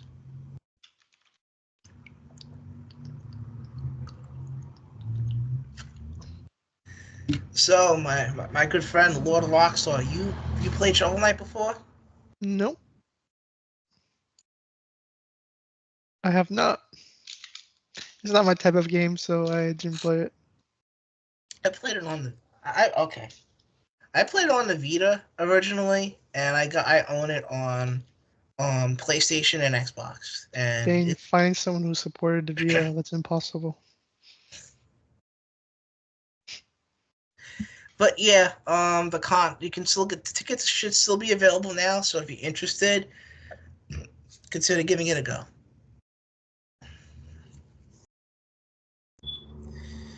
But yeah, and then I'm gonna let you lead this next Nintendo topics. Donkey Kong. What is this about, Karke? So basically, Nintendo recently launched. So my voice is awful right now. Donkey Kong is Nintendo has like the theme park in Japan, and they recently opened up a Donkey Kong Country themed park, completely based on Donkey Kong Country. You have like costumes, people wearing like a Donkey Kong costume running around. You have a minecart ride, and reviews seem very positive. So it looks really cool, and I'm kind of curious to see how they continue expanding Nintendo World, because Nintendo has all these franchises, and and right now it's only Mario and Donkey Kong. Zelda itself could be its own park. Of how many games that covers. Glad to hear. And what does Nintendo now own 100% of? Monolith Soft, the developers of the Xenoblade games, and Oh, that's why I've never heard of them. but most interestingly, they're one of the biggest co-developers for the recent Zelda titles. And you can make the argument that without their work on Xenoblade, we wouldn't have the Zelda games we have today on Switch and Wii U in the case of Breath of the Wild, because their open world technology on Nintendo's hardware is a big reason why those games run as well as they do. And the Xenoblade games themselves, I only have I only have an attachment to the first Xenoblade Chronicles. I own the rest of them, but that's the only one I have a big attachment to. I think they're very interesting video games. They it depends depending on the game you're going into. Each offers something different. The original one tells a very emotional story. Excuse me. The second one has some pretty interesting combat mechanics with like all these different like blades, which are like companion characters alongside your party members, and that determines like the abilities you have and the like. And there's a whole host of them. And Xenoblade 2 really leaned into like some cultured stuff with its characters, but you know, but then you have Xenoblade 3, which I didn't really get that far into, but it's like a refined take on everything that they've done up to that point. And they recently announced Xenoblade X Remastered. You actually can fly in a mech in a massive open world, and it's a futuristic setting that game takes place in. You make your own character instead of having a character made like a pre-made character that kind of has their own arc, story, etc. Xenoblade X, they kind of lean into like you make your own character and you kind of go on an adventure alongside all these other people. And it's one of the last reasons to own a Wii U. Now you don't need to own a Wii U. Well, I have nothing to add here since I'm not a Nintendo fan, but sounds like a good thing. I think it's a good thing because Monolith Soft has been such a big like help for Nintendo that Nintendo fully owning them prevents other people from gobbling them up. PlayStation and Xbox specifically, or potentially like a company like Tencent. So, in a lot of ways, this is more of a good thing than a bad thing. Now, Sonic Boy, it's time for some Sonic 3 reviews. Oh yes, indeed. Did you get a review screening? No, I did not. I'm going to I know, it's disappointing, but I'm going to a fan screening on the 19th after work. Literally traveling from my job to New York City to see the movie in Times Square. It's gonna be awesome. But so yes, Lord Sonic will be in person if anyone else is going to that. But a lot of critics saw it in Hollywood and some influencers seen it early, and the impressions are very positive, more positive than I personally expected, to be quite honest. I love Sonic, like yeah, everyone knows that already, but I'm trying to be as biased as possible, but I genuinely did not expect the general public to be like, "Yo, this shit's legit." By my language, like they break even like Keanu's voice acting in the movie is really really good, and Shadow's character arc is very solid from what the reviews state. They say like Jim Carrey kills it as both Dr. Eggman and Gerald Robotnik. And we all know Jim Carrey is a legend. He's hysterical. So I'm really looking forward to that. And they also cite that that there's a lot of high octane action throughout the whole movie, and the pacing is very rapid, which is something that which was an improvement that Sonic 2 had, where it felt like things kept happening. And whereas in the original movie, you could definitely tell it was kind of leaning on, it's a road trip, we just retooled Sonic's design and all this other stuff. Sonic 3 really feels like they're confident in themselves. They're confident that people know what Sonic is because there's actual Sonic music in the movie. I'm not saying how much because I saw rumblings on social media about, oh yeah, it's not just what you expect to be there. So I'm like, oh my god, they actually listen to the criticism here. And apparently there's like a lengthy post-credit stuff setting up future Sonic movies. So the Sonic verse. Yes, and I can't wait to see what they do with it. And you will continue to hear me gush about this I can to wait. your chagrin. I will wait as long as I can and hope it fades away. It'll never fade away. I promise you, Well, it'll never fade away. moving on. In recent news, Jez Corden says the sky is blue. Xbox exclusives are gone for good. Shocker. That's not really a surprise. Again, I think the main reason why something like Avowed, Fable, South of Midnight, etc., aren't having PS5 versions at launch is specifically because the pipeline isn't there, which Jez cites in his Twitter thread. It will be On. there soon. It will be there at some point, but it's not the case right now. So that's why you have a situation like Doom: The Dark Ages and Outer Worlds 2, where developers who are very familiar with multi-platform development are like, oh, we can easily add a PS5 SKU. But something like South of Midnight or the Avowed team, which is currently optimizing for the Series X and S right now, they can't really just form. They can't just spit out a PS5 version at launch. That needs some more time to cook. But at some point or another, it's going to be day and date everything. And the big difference is going to be, as it is right now with something like Call of Duty. If you have Xbox, you can leverage Game Pass and not have to worry about paying $70. If you have a PlayStation, you just buy it. If you have PC, you have the option of PC Game Pass or buy it on Steam. Or Battle.net in the case of Avowed. Well, it's Steam too, but still. But regardless, it's a case of Microsoft's offering more options. And they just want money. That's just the long and short of it. They want money, and they know they're just making it exclusive only isn't going to really cut it anymore, especially as games get more and more expensive. And they You want... mean Game Pass doesn't make money? I'm not saying it doesn't make money, but it doesn't make the money they likely expected it to make.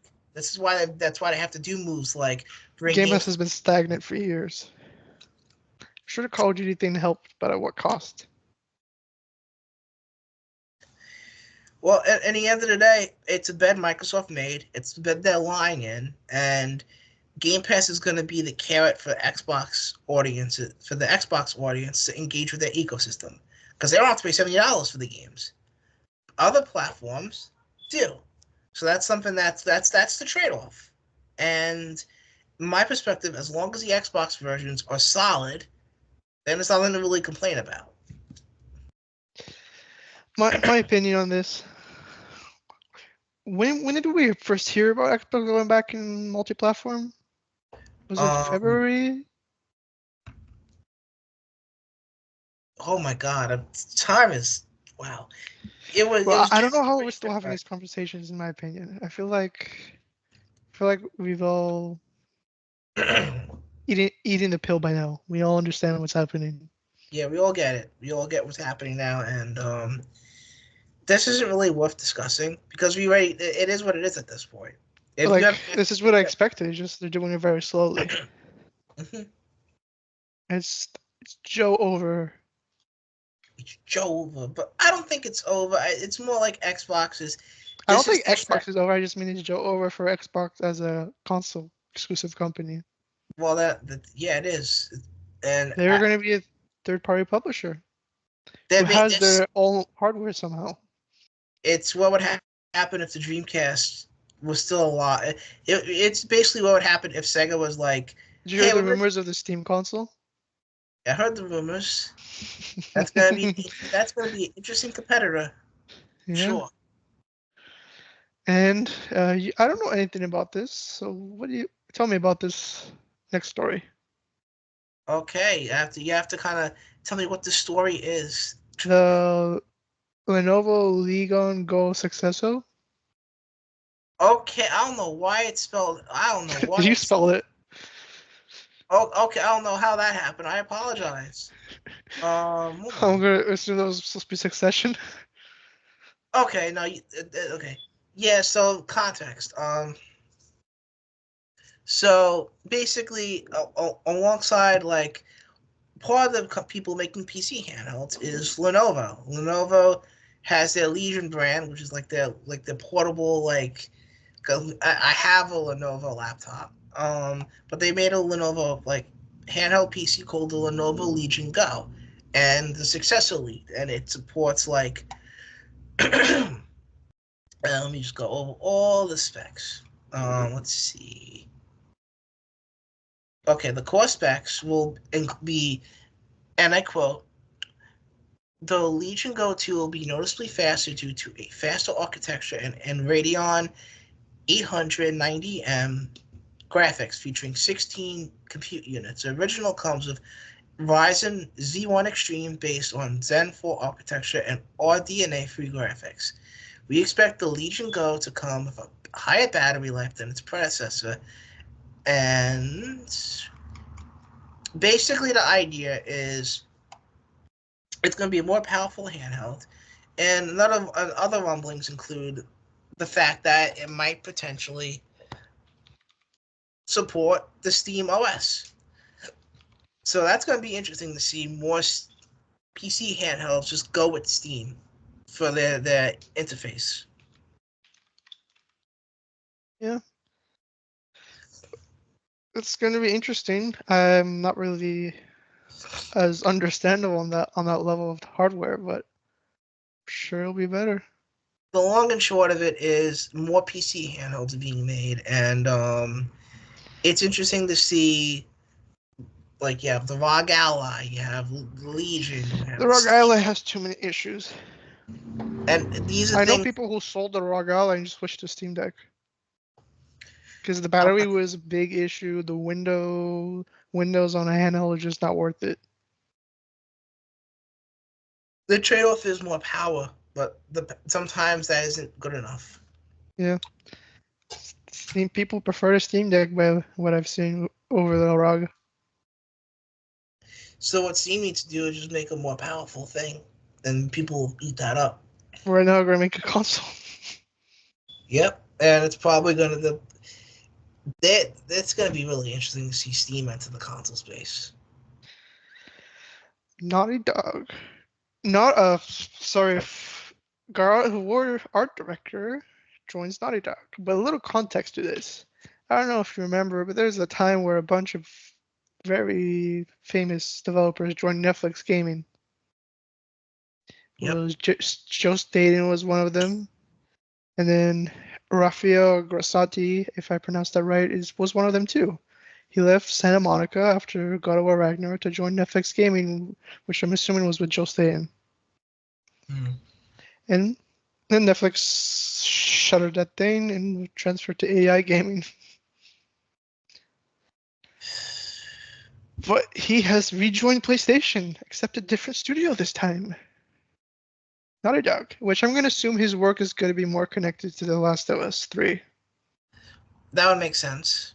Because I'm going to assume an upcoming announced game we'll discuss. Yes.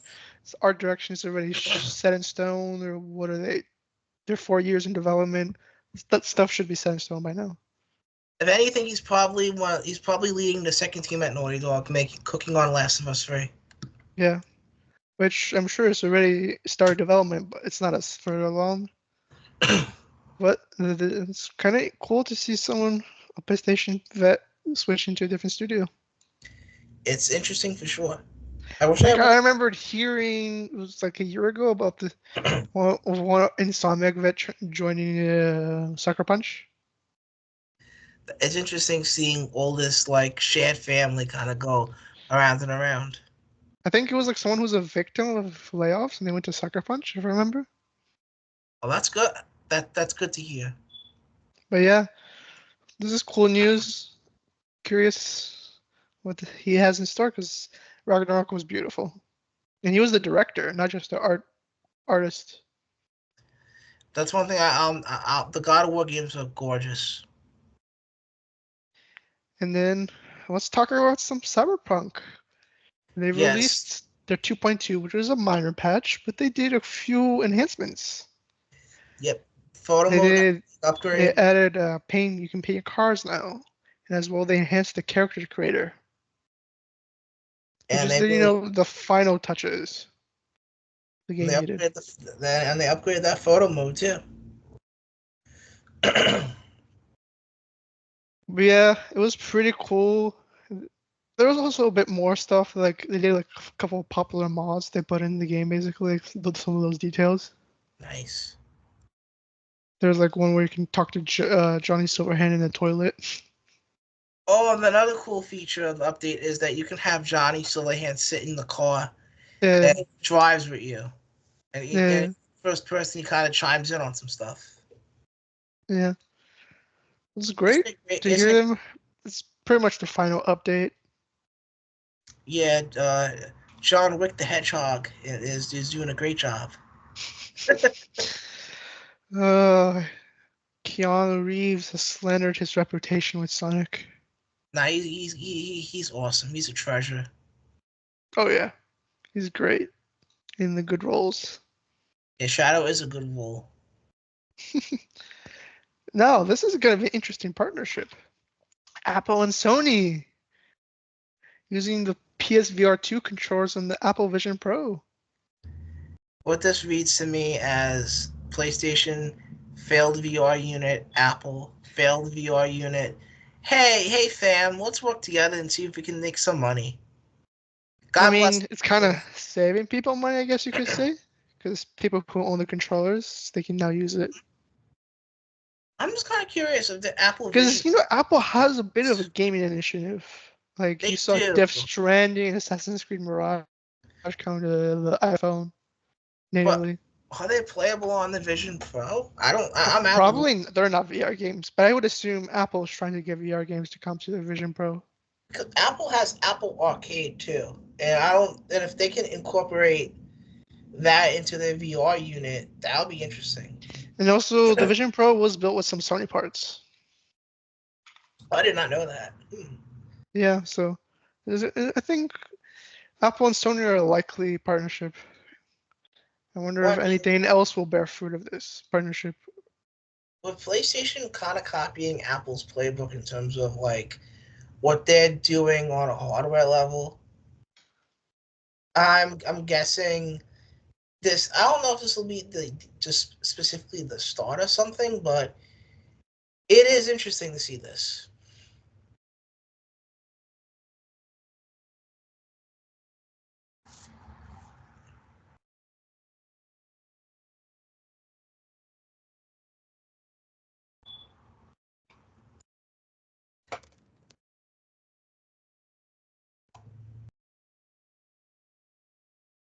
Sorry, I was muted.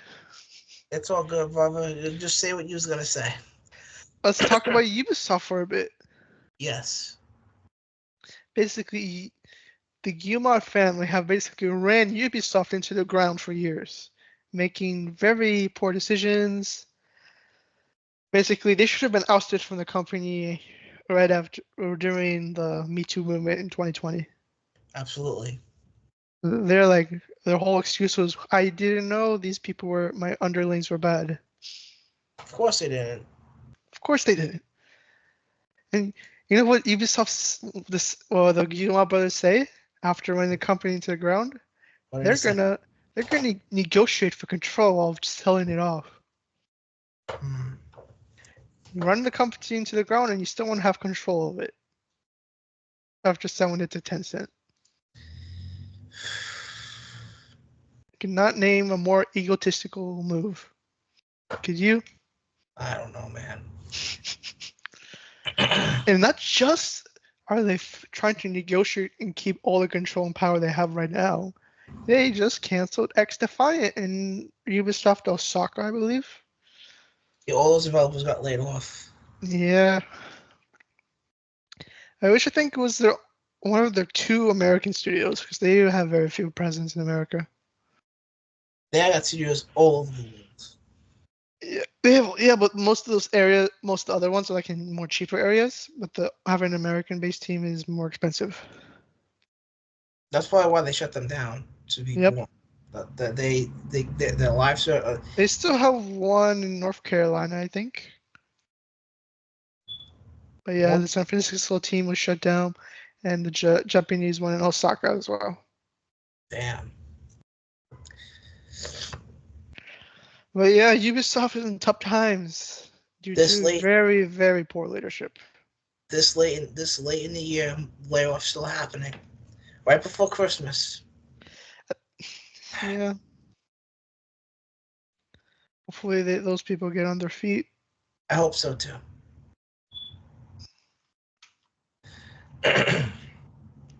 Then So, let's talk about a bit history lesson. yeah. So we have a PlayStation 2 has sold 160 million units. God bless. After the Switch numbers got pretty high, I believe they said that. Yeah, PlayStation was like, hold my beer. That's literally what they. That's really what they did. And while we go and have our nostalgia for a bit, let's talk about GTA and why it was exclusive.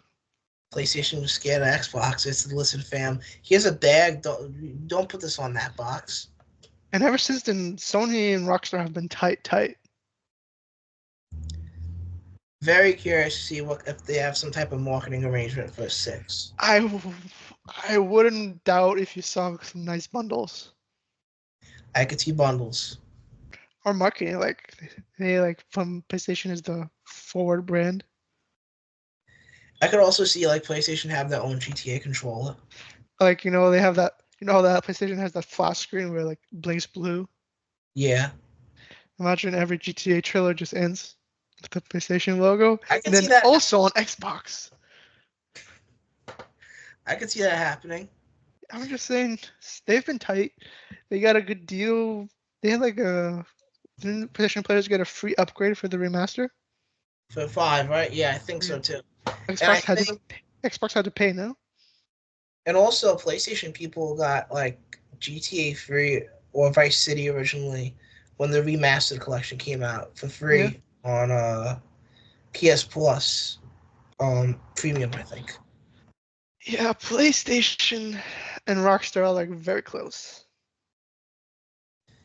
Makes you wonder what if they got some type of like PS5 Pro exclusive like mode of some kind. Well, what about you? Tell us about your PlayStation 2 nostalgia.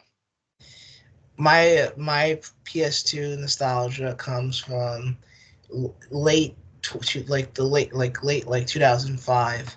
I originally started for GameCube, but that year I was really interested in. I really liked what I saw because I Game Informer at the time, and I loved what I saw of like the Jack. It was like the infamous like Jack and Daxter versus Ratchet and Clank poster where they both walking together, and like it was like a promo. It was a promo for Jack Free and Ratchet Up Your Arsenal. And I'm like, yo, these games look so sick.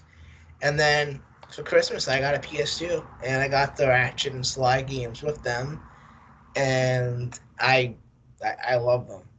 I put so many hours into Ratchet Free. It's ridiculous. Yeah, Like I me too. so good. Oh, Upper Arsenal. Love them. So funny how they just named Ratchet and Clank 3 in Europe. Listen, man, like the those innuendos definitely ruffled some Going feathers. Commando. Yes. I Glad just it love how was, in Europe, Japan, it was Ratchet and Clank 2, Ratchet and Clank 3. and for the PS3 era, um, they really try to get gnarly with some of those titles. Clock blockers. Oh, that was amazing. Foreplay into the nether regions. Oh God, Full frontal assault. they got away with that one. I think they named it something else in Europe. Oh, Q Force. Yeah, Q Force, but yeah, that. I was like, full frontal assault. You say, all right, damn. I mean, Tools of Destruction can be one if you think about it. But wouldn't it be just tool of destruction? Not if you have your own little tools. Well, or like size matters, right? It ain't messy anyway. I love them. They're so fun. So good. It's so good. And then when I think of the PS2, Quest for Booty. oh God, That was like the most obvious one. You go on a quest for booty. Hey.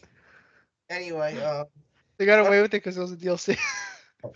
When I think of Ratchet and Clank, I specifically think of the PS3 game, the PS2 games. Like I love those titles, and when I think of PlayStation, I think of Insomniac. Like Insomniac is, in my opinion, one of the best developers PlayStation has ever had, and I'm so happy that they stuck around. But other PS2 goats, or I remember playing through the original God of War on PS2, and I tried playing through God of War 2 on PS2, but my copy of the game was messed up, and it was around the portion of the game where like Kratos was kind of swinging on like I forgot, it was like right before he got the Icarus rings, I think, and I was trying to get to that point, but the game just did not load the area, and I only beat God of War 2 on like the Vita and PS3. But one of my favorite memories was playing here's the thing. You may be Lord Rockstar for the Rockstar games you like, but for me, when I think of the Rockstar game I think of when I think of that company is Bully. I remember playing Bully on so fucking good. I remember playing that back in the day. And That's like my least favorite Rockstar game. I just loved it. You had like you got to run around on campus. You flew water balloons. You just slingshot kids from trees. You had like some social systems with like the classroom element. You had like side missions like the different clubs and the cliques. The story, I really liked what they were doing with the story. Jimmy was such a fun character. Like I really loved Bully, and it's one of those games that I will always like. This is when I think of Rockstar, I think of this. I don't think of Grand Theft Auto. I think of this. In terms of other PS2 games, though, obviously Jack and Daxter and Sly Cooper come right after Ratchet. Like I love those games. My favorite Sly Cooper is the first one because I love the Crash Bandicoot-esque DNA that one has. And my favorite Jack game is 3 because I love like the light Jack powers. I thought those were really cool. I thought like the morph gun, like having those.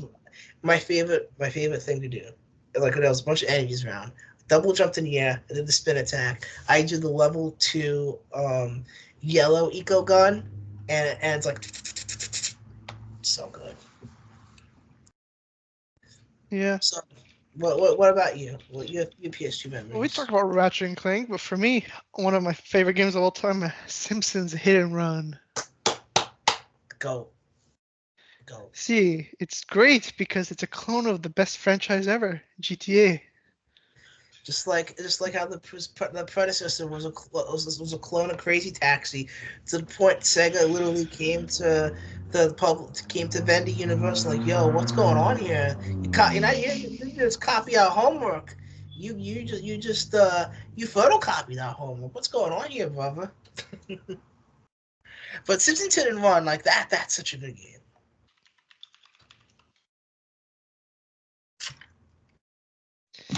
Yeah, Simpsons Hit and Run. Played a few other games, but I mainly mained the Ratchet and Clank games, Simpsons. Played a bit of Jack. I didn't really play Sly on the PS2. You played Oh, on the and PS3, right? I played Sly played on PS4 a lot this year. Or Oh, PS5, sorry. Oh, I think you told me this already. This is the first time you're playing the Sly Cooper games, Yeah, right? because Jack I experienced, Ratchet I experienced, Sly was like a spot I missed. Oh wow, this is the first time you. Yeah, I'm looking forward to hearing your comments on 2 and 3. That's gonna be fun. Oh yeah. But yeah, I really enjoyed Sly 1. Just there was a lot of good classics. And I didn't play the Japanese stuff.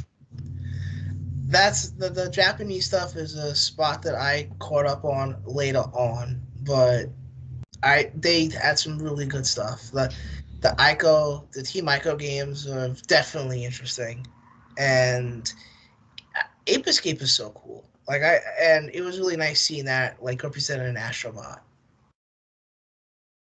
Mm. And speaking of nostalgia, Yeah. one of our favorites leading PlayStation people of all time, Shuhei Yoshida, is leaving.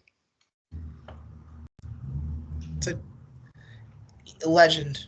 He did so much with PlayStation. I just want to say, he led PlayStation during its peak. No, Uncharted was from during his era. God of War. The God of War story is hysterical. He literally just came to them.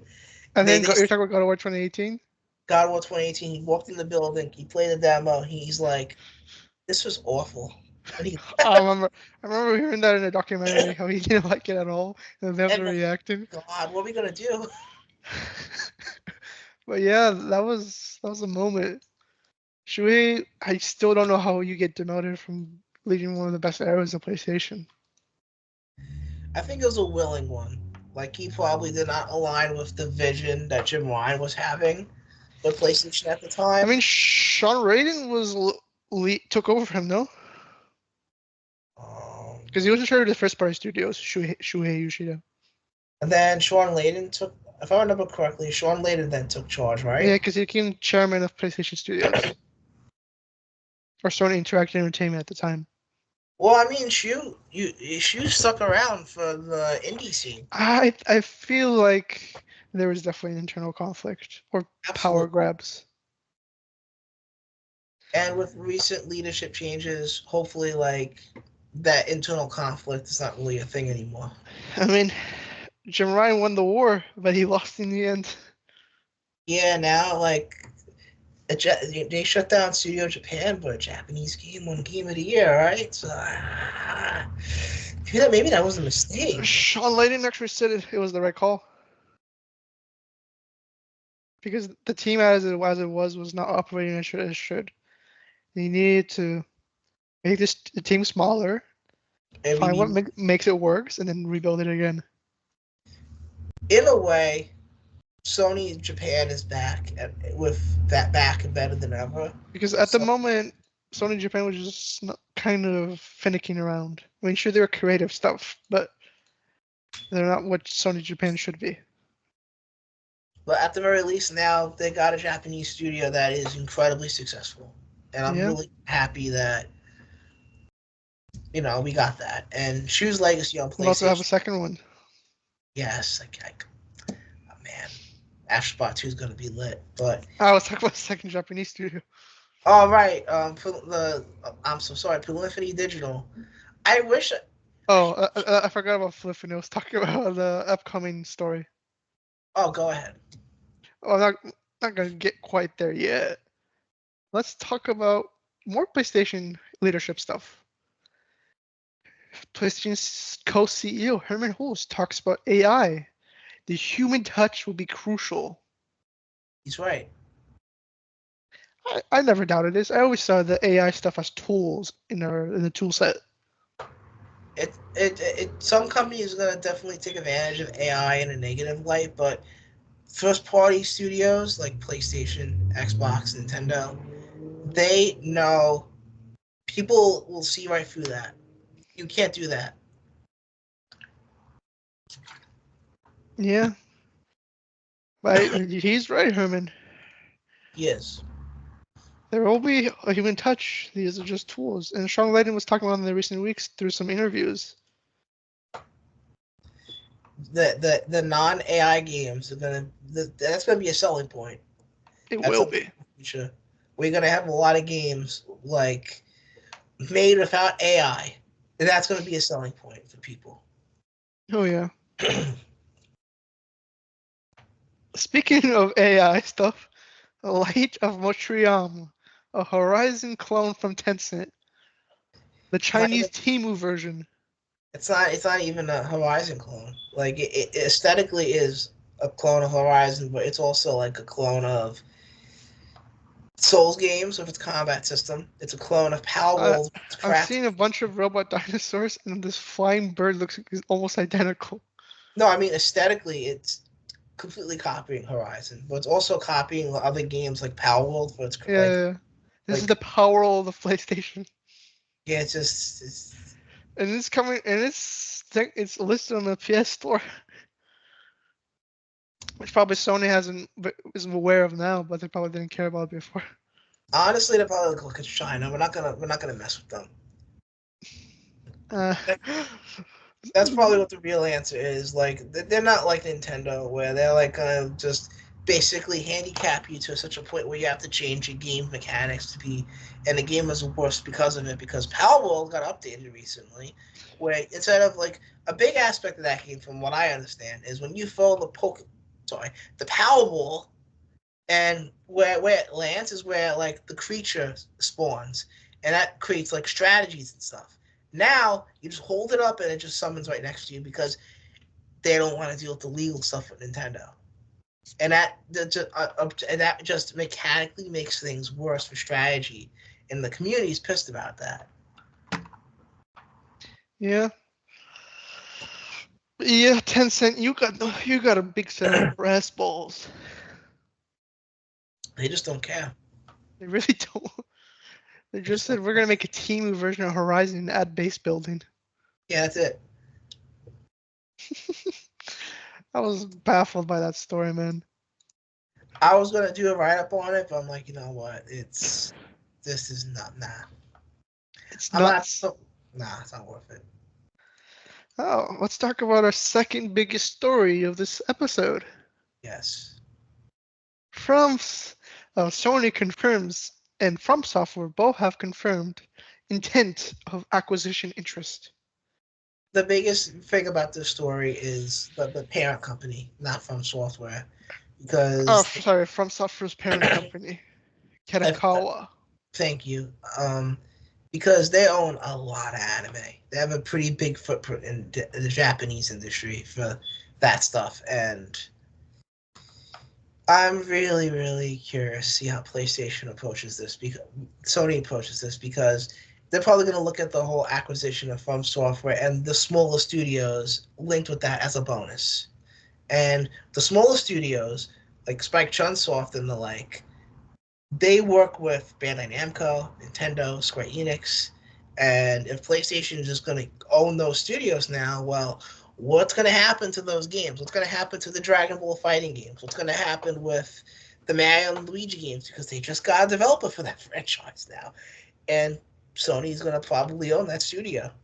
How is and the whole and potentially like the next Octopath and like that studio is owned by Kadokawa, so it's a whole thing. So hopefully, if PlayStation isn't either, they just do what Microsoft does. Just don't put it on Xbox. You can just put your stuff elsewhere, but Xbox will fine. Or it's coming to PC, or like they just they sell the companies they don't need, because PlayStation doesn't need to have companies that they're not going to do anything with. What's interesting about this story is PlayStation has been interested for years, but they didn't want Kadokawa as a bloat.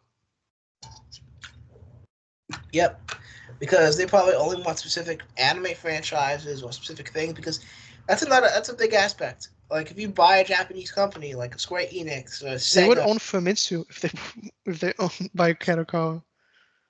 not just that. Like you own anime, you own like movie productions, anime studios. Anime studios, I think they're fine with.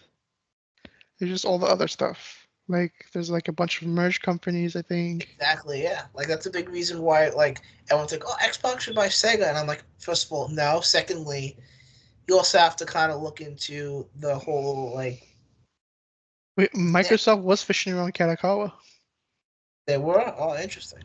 but Kadokawa said we want a big Sony company. I mean, Japanese. They want a Japanese company. Well, yeah, they probably feel more comfortable. Tango. Hey, Tango's alive, thank God. Took them 6 months to tell us no, they're not dead. I'm so happy that that studio survived. But excuse me. But my opinion from software is it's gonna be a Bungie situation. Case by case basis. No, I think they'll mostly be very third party. But Bloodborne 2, that would be exclusive. Perhaps a new IP, they would do time exclusivity. Here's the thing. But existing franchises will be multi-plat. I'll just say this: I don't care about FromSoftware. Neither do Like, I. So I'll just be transparent and like the impact of FromSoftware games being exclusive on PlayStation doesn't really affect me because A, I own a PlayStation. B, I don't touch that stuff. But I'm hopeful that for like the Elden Rings and the like, they still remain multi-platform because they have an audience on PC and Xbox. Mm. What if, but From Software is a big cash cow, and Sony is going to be happy to have them for sure. Absolutely. Speaking of From Software, you know how Sony always wanted a cash cow live service game, right? Yes. Well, From Software just announces a co-op multiplayer game called Elden Ring Night Rain. Yes. And this apparently also has bosses from every Soulsborne game they've produced. It has a circle like a battle royale that closes. Hmm. So yeah, it's like it's not a battle royale, but it's a co-op game-ish where you like close into the map closes on you, so you get into small environments with the bosses. Hmm. I wish I had more to comment on, but again, like I mentioned, I don't really care for From Software's I lineup. just find it funny. Well, the thing We is, don't have any Elden Ring sequel plans, but we do have a multiplayer spin-off. I mean, the sequel was Shadow of the Erdtree. That's literally what Elden Ring 2 is. But I disagree. I think that's an expansion, but that's not a sequel. There will be a sequel someday. of course, but I wonder how they're gonna handle monetization for this. Like, what? How are they gonna? Are the bosses gonna be DLC or costumes or stuff I based? don't know if they'll really monetize. I think they'll just like launch it and not really support it.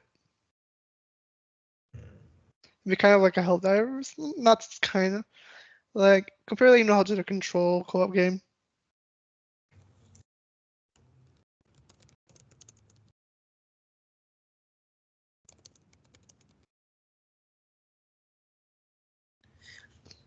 All right, All right, I'll be right back, guys. But you take the lead, buddy. but yeah, this is gonna be interesting. There will also be a network test in February, which signups will begin in short. Starting January 10th, you'll be able to register for the game's website. They will be available on PlayStation and Xbox. This test is a preliminary verification test in which the selected testers play a portion of the game prior to the full game launch. Kind of curious, I was also on PS4. This also features 3-player co-op, uniquely skilled champions, and relentless threats in the description. No date yet, just 2025.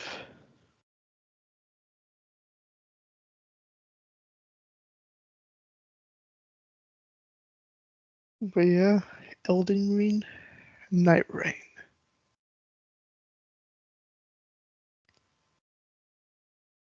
Trying to see here. I'm curious how this game will do long term. Because could From Software add more bosses over time and kind of update it? Could they do skins, I guess, like bosses you could wear? And then I think I read there is no character class. Yes, I can actually chime in for this. Apparently, there's gonna be like predisposed like classes and characters. At least for the initial open beta or network test. We'll see if that ends up being the case for the full game. Mm, well, I'm sure the From Software fans will eat that up. Yes, especially like all the returning bosses from Dark Souls and other Souls games. That's a big surprise considering like. Also, another thing worth discussing is the fact that it's going to be a more like a downsized map from the base Elden Ring game. Yeah, it's gonna be kind of more like a battle royale map where it closes on. I think that's Like, a smart decision. yeah. Well, see you next year and network test in February. Watch. I imagine when it's properly releases, it's going to release alongside. It's going to outshadow the Horizon multiplayer game. That'd be funny. That would be hysterical. And Horizon's like, again with this? Are you kidding me? Well, that was the first announcement we discussed that was featured in the Game Awards. Yes. Let's get into the reveals. Before we get into the Game Awards reveals, do you want to discuss what was our favorite like award, or like what do you think about the awards that were given to the games? I think Astrobot Sweep. Let's go. Not Shocked Metaphor won art direction and narrative. RPG too, man. Like that was nice. Rebirth got the music. That was a dub. It deserved it. Final Yeah. Fantasy always has amazing music. Hellblade won best performance, which I kind of agree, because this year was kind of weak for performances. Hellblade was the most memorable to me. Also, they kind of consider the performance category also heavily is leaned on motion capture. And if we're going to talk about motion capture, regardless of whatever you may feel about the narrative of Hellblade 2, she killed it with her expressions and her voice delivery. Best ongoing game, Helldivers 2. I'm glad Helldivers got a good amount of awards. We had fun. I remember when we played it, I had quite a bit of fun. Somehow, best community support, Baldur's Gate. It got that because of all like the free substantial updates it got throughout the year. I think that's why I got that.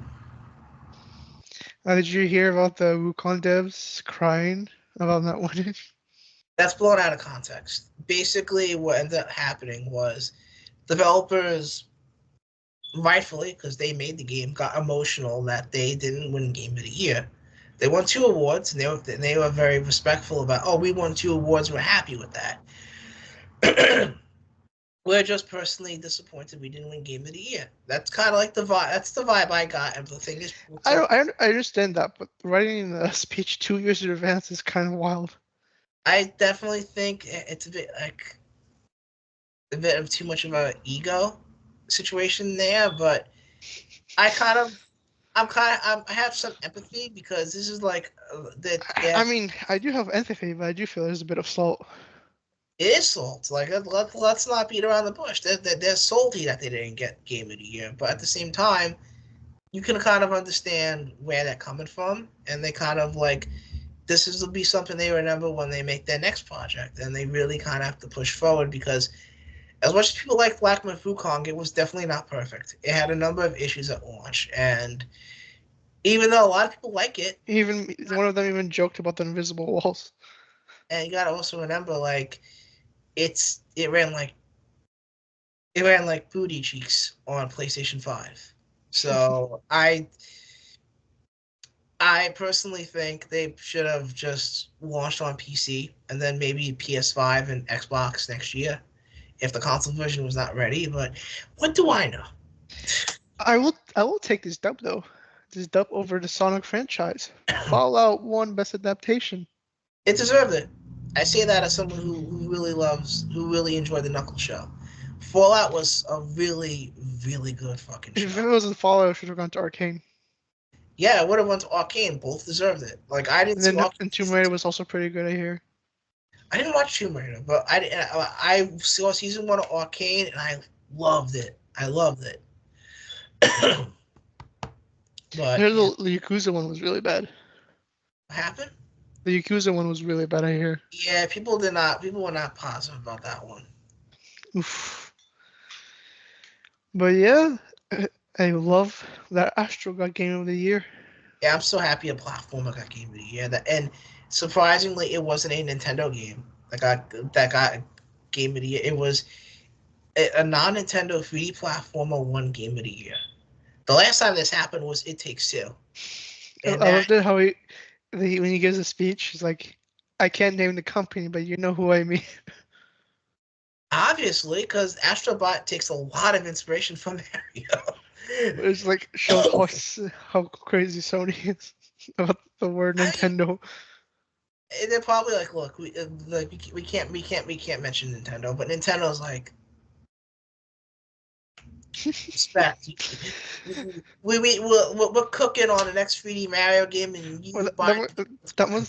This is like 2 or 3 decades of salt. Yes. Ever since that console, the hybrid console didn't work.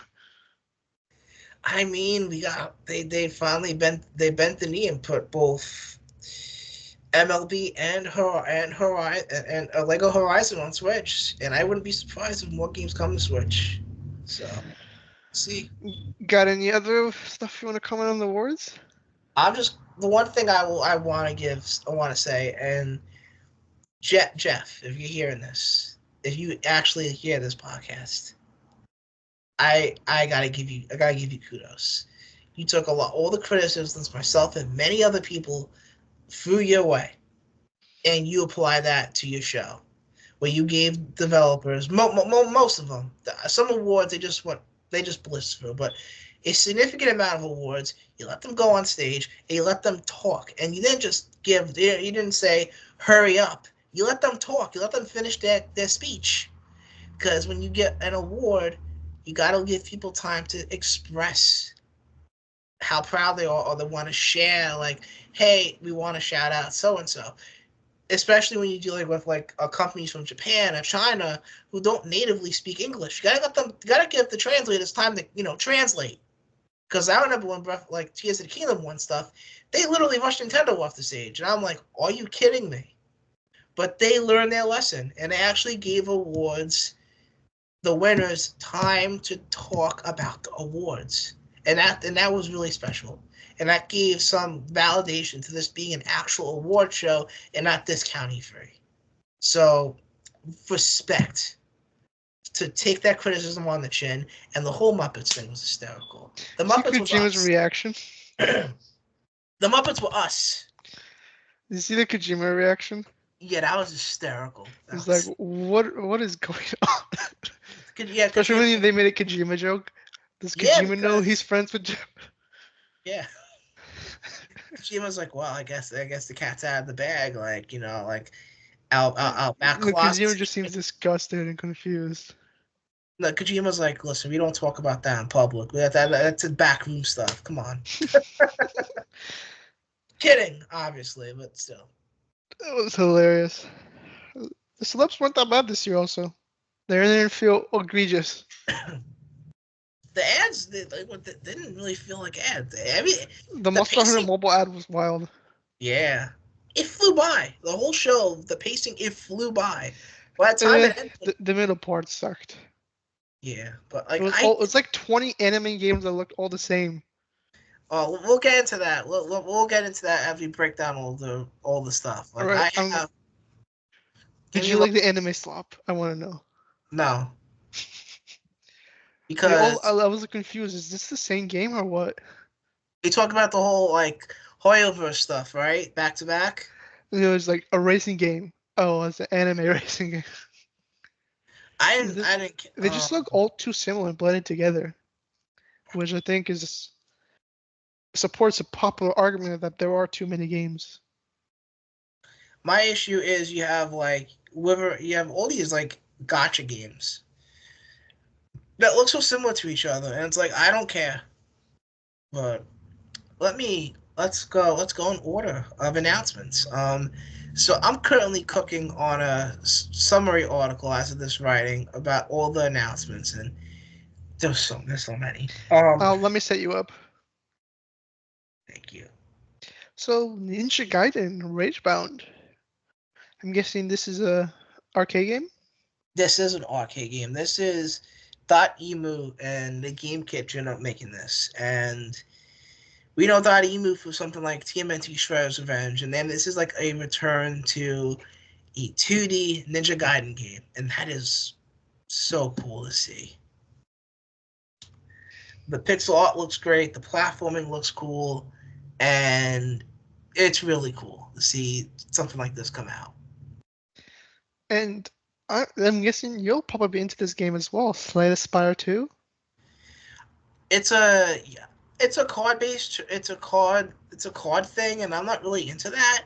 But Whoa, what was the original Slay the Spire like? Same thing as this, I believe. I know it was a pretty popular JRPG. I thought. It was popular, and I'm glad that the sequel looks really good for people who are excited about it, and it's coming to early access on PC next year. Okay, Dave the Diver in the Jungle. Oh yes. Expansion coming. Oh, absolutely. I'm not big into Dave the Diver, but I'm glad that this is getting a follow-up because a lot of people love this. This is a game that intrigued me. Thick as Thieves. I believe it comes from behind the Thief and Deus Ex devs. And it's like a multiplayer game. Yeah. With different archetypes, which looks interesting. It's interesting seeing Warren Spector go back to making what he used to make, because the last game he made was Epic Mickey, and that's like a 3D platformer. Going back to a first-person like stealth experience, that's really cool. So, and it being multiplayer adds a whole new wrinkle to the whole formula too. I'm sure you have a lot to say on Shadow Labyrinth. This is interesting because this is based off of there's a Amazon Prime series called Secret Level, and one of the episodes involves Pac-Man, and it's not the Pac-Man you're thinking of. It's a different take on it, where it's much more gritty. It's bloody. It's dark, and it's like I love that.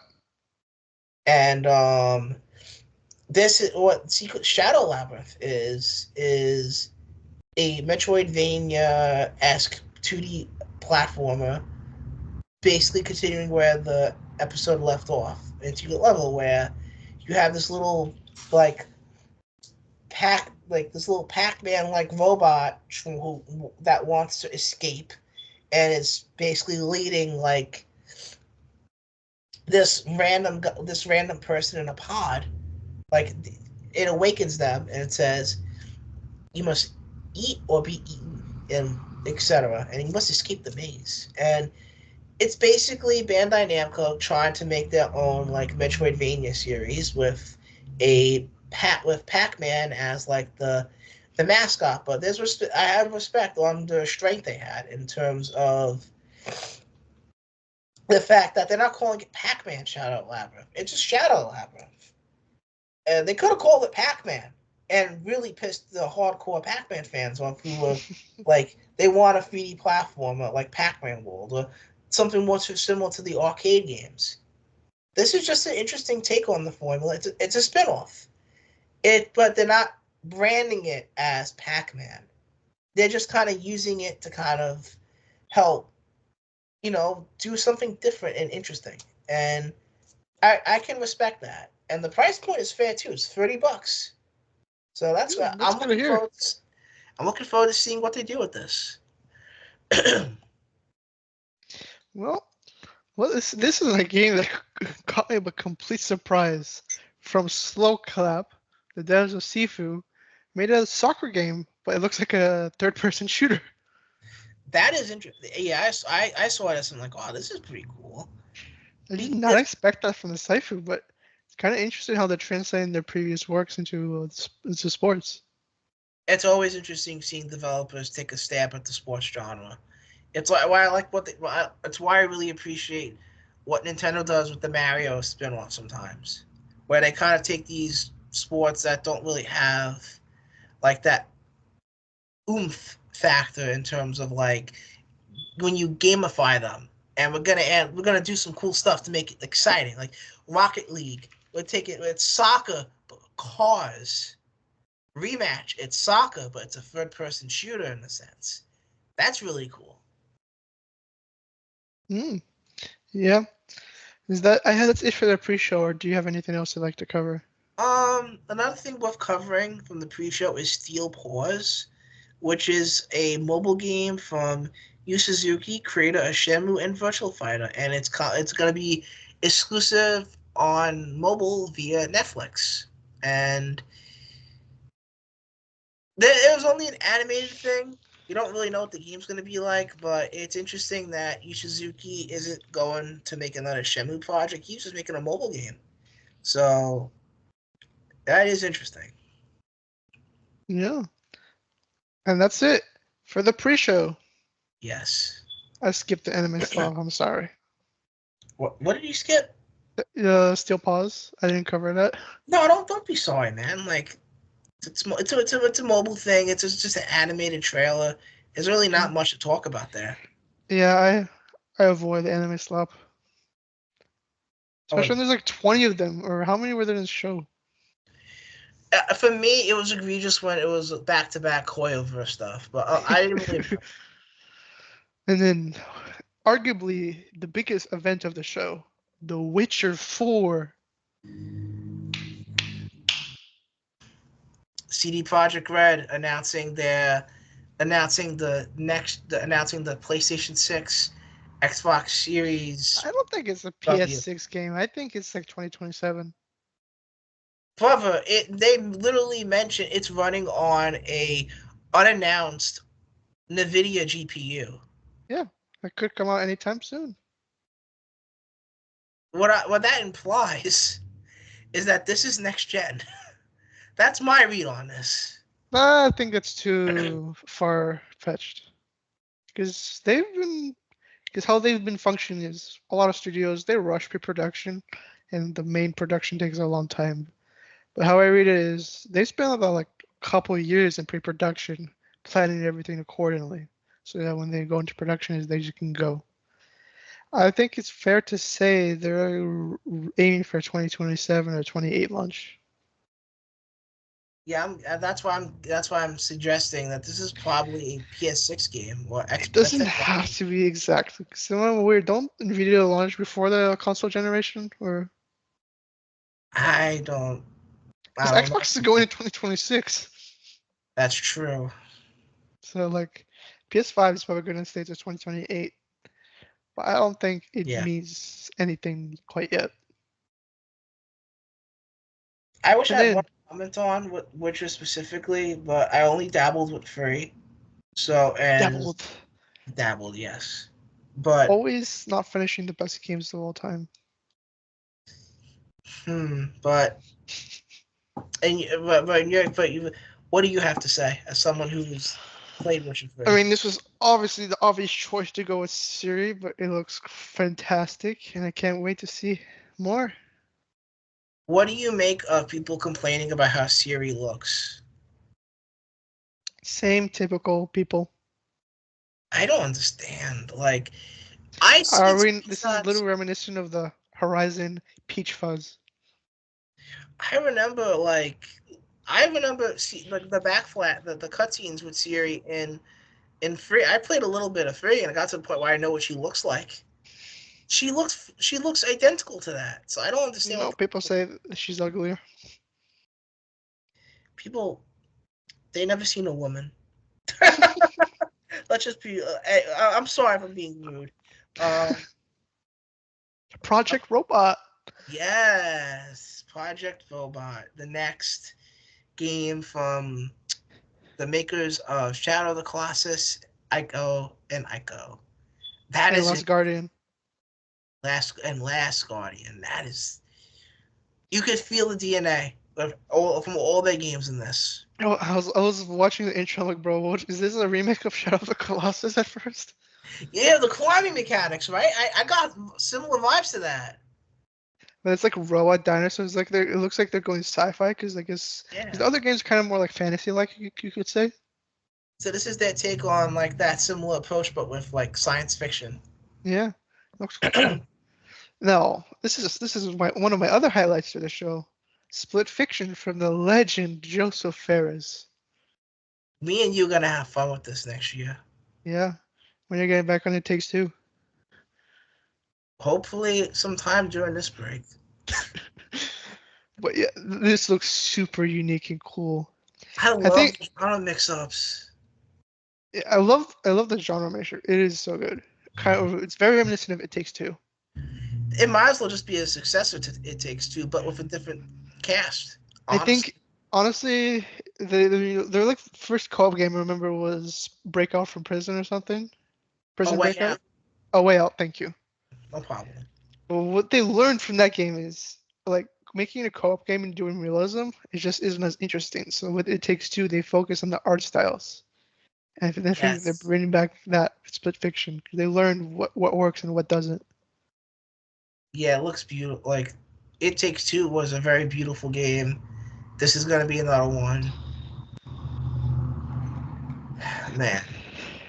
And the confidence they had, too, is really, really, like, inspiring. Joseph Harris is always confident. Like, he's like, yo, I got Game of the Year. I got 2005 Game of the Year right here. I named the two characters after my daughters. Look how cute they are. Like, look, you could play as a pig. You could do all this cool stuff. Like, Yeah. I love the confidence. I still remember after Oscars like 7 years ago. Wow. Time has passed. And then one game which I assume will not inspire confidence in me, also did not inspire confidence in me. Borderlands 4. I completely glazed over this when it was shown off. I never I enjoyed Borderlands 2 a bit, just with friends, just playing for fun, but Borderlands has never really been it. And after seeing the Randy Pitchford reacting to the negative comments on this movie, I am not confident. At the very least, it looks like it's more Borderlands on a gameplay level. So, I mean, they can't mess that up. More But slop. you know what is exciting, though? Alva Man Clive Rossfield comes to Tekken 8. I'm buying this game on Tuesday when my paycheck comes in. I'm getting the deluxe version. I'm gonna You gonna play with the Lords? I might. And Clive is gonna be my main. I'll make him my main. Oh my! I'm not a fighting game guy, but that was a cool announcement. Everyone was expecting Tifa, but Clive works so well because all of his iconic, pun intended, abilities. Wait, are Xbox players gonna get this in Tekken first before they get Final Fantasy 16? Yes. Yes. And you know my answer to that? It's playable on PC. It runs on my laptop. Oh yeah, this is an Xbox. I forgot. Yeah, it's an Xbox. Oh yeah, my laptop is an Xbox. The PlayStation Did is they an put Xbox. this in Xbox ad like twice in the show? They did. I was like the ad ended and then another ad began. Like, Yeah. what? They really want to hammer that home. I mean, a PlayStation 5 is an Xbox. I mean, Yeah. that'll Too bad they didn't show in the ad. But let's go back to what we really here for. Our man Clive Rossfield in Tekken 8. It includes cosmetics. What you can dress your characters up as Jill and Joshua. The stage looks so fucking good. And we're gonna get like find the flame as a battle theme. Oh my god. And you can customize Clive like all the other fighters in Tekken. He can just look like a modern dude. Oh my, Torgo is part of his moveset. Oh my god. And the best part is they had a whole like live stream breaking all this stuff down. And the Tekken director literally commented on, like, we would love to keep Clive as a permanent character if we would be allowed to. Yo. Well, let's talk about this. A new Virtual Fighter. I'm not really well known about this, but I'm sure you know the history. Yes. Oh, one more thing. It's by RGG, the studio known for Yakuza. Yeah, they're cooking. They have this and another thing we'll talk about. I'll talk about that. Oh, okay? I got Virtual Fighter then. So Virtual Fighter is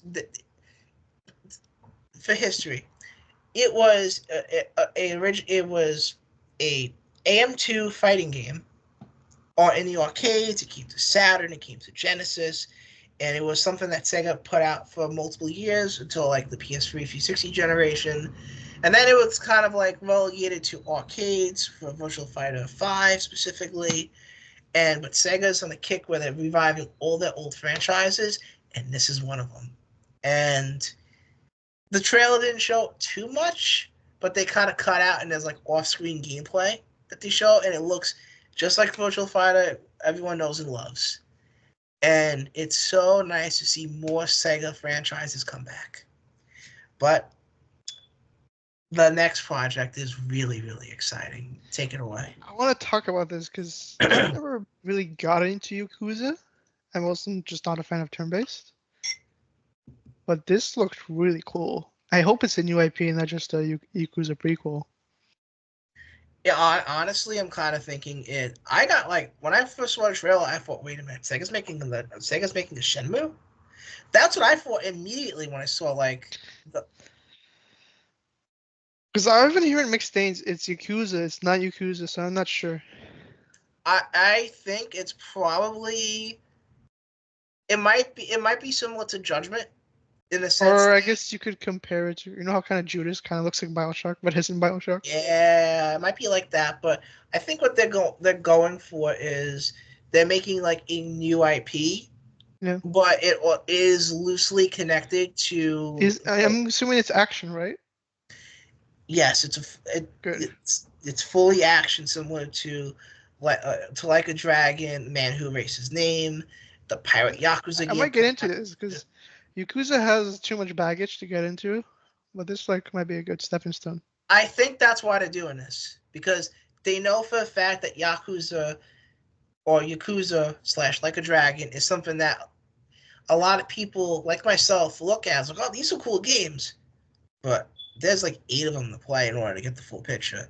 Yeah. What they're probably doing with this is they're making a new IP people could just jump right into, and it plays similar to Yakuza, but since it's a new IP, they could be bloody. They could be more violent than usual, as seen in the trailer. I'm assuming it's still pretty early in development, but it's cool to see this. I'm thinking Virtual Fighter might be next year, and this is 2026. Oh, do you have any history with Turok? I haven't played the Turok games, but I know the history of Turok. It was infamously known on the N64 as one of the premier first-person shooters on that console, and they even got remasters, and Turok 1 even came to Switch Online relatively recently. And this is a departure for the franchise, being a third-person title.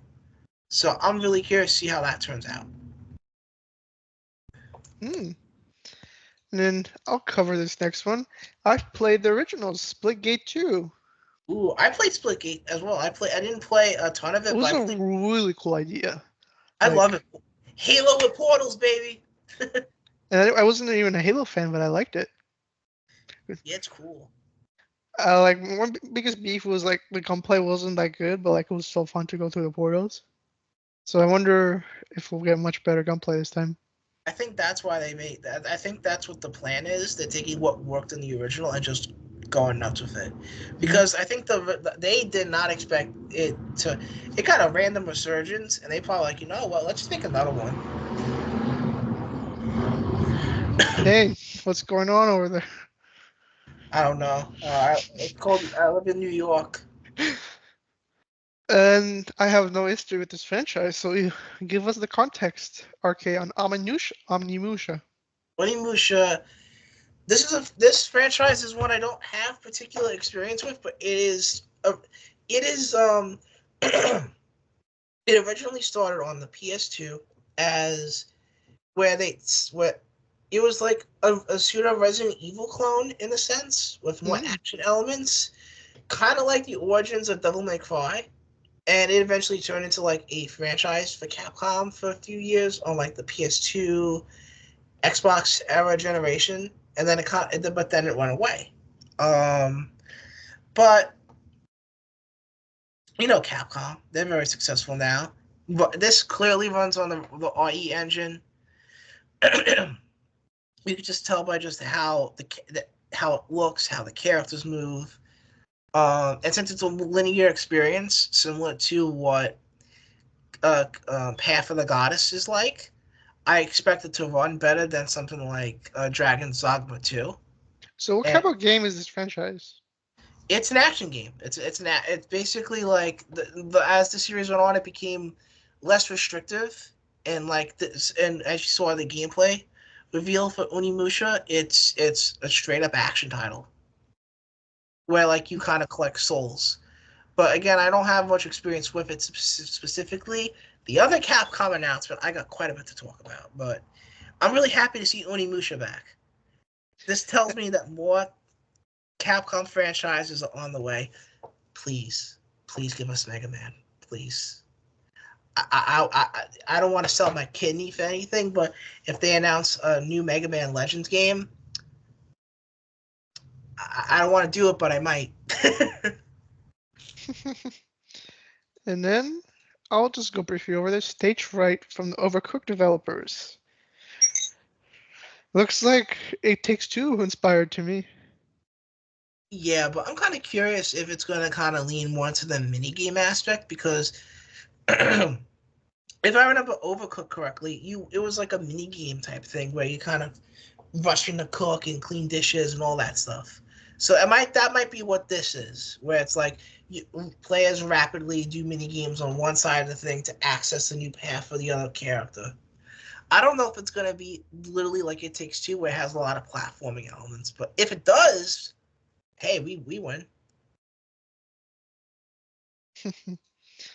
And then Mr. Sonic. Oh yes. Oh yes, indeed. Let me open up my article where I wrote a whole breakdown on this 30-second teaser.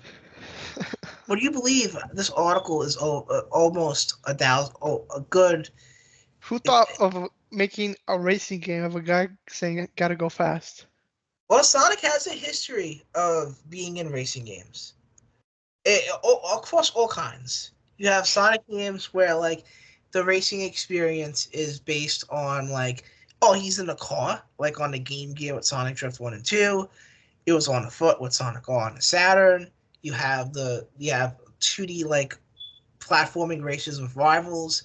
But then the most successful Sonic racing games, oh, and I can't forget Sonic Riders, which is like a Tony Hawk meets like a Tony Hawk meets Mario Kart type situation where Sonic and crew on hoverboards, and you have a trick system like Tony Hawk to kind of keep your fuel going, and it's really cool. But the most successful, critically acclaimed Sonic racing games were about the Sumo Digital titles, like Sonic and All Stars Racing Transformed, Sonic and Sega, Sonic and Sega All Stars Racing, and Team Sonic Racing.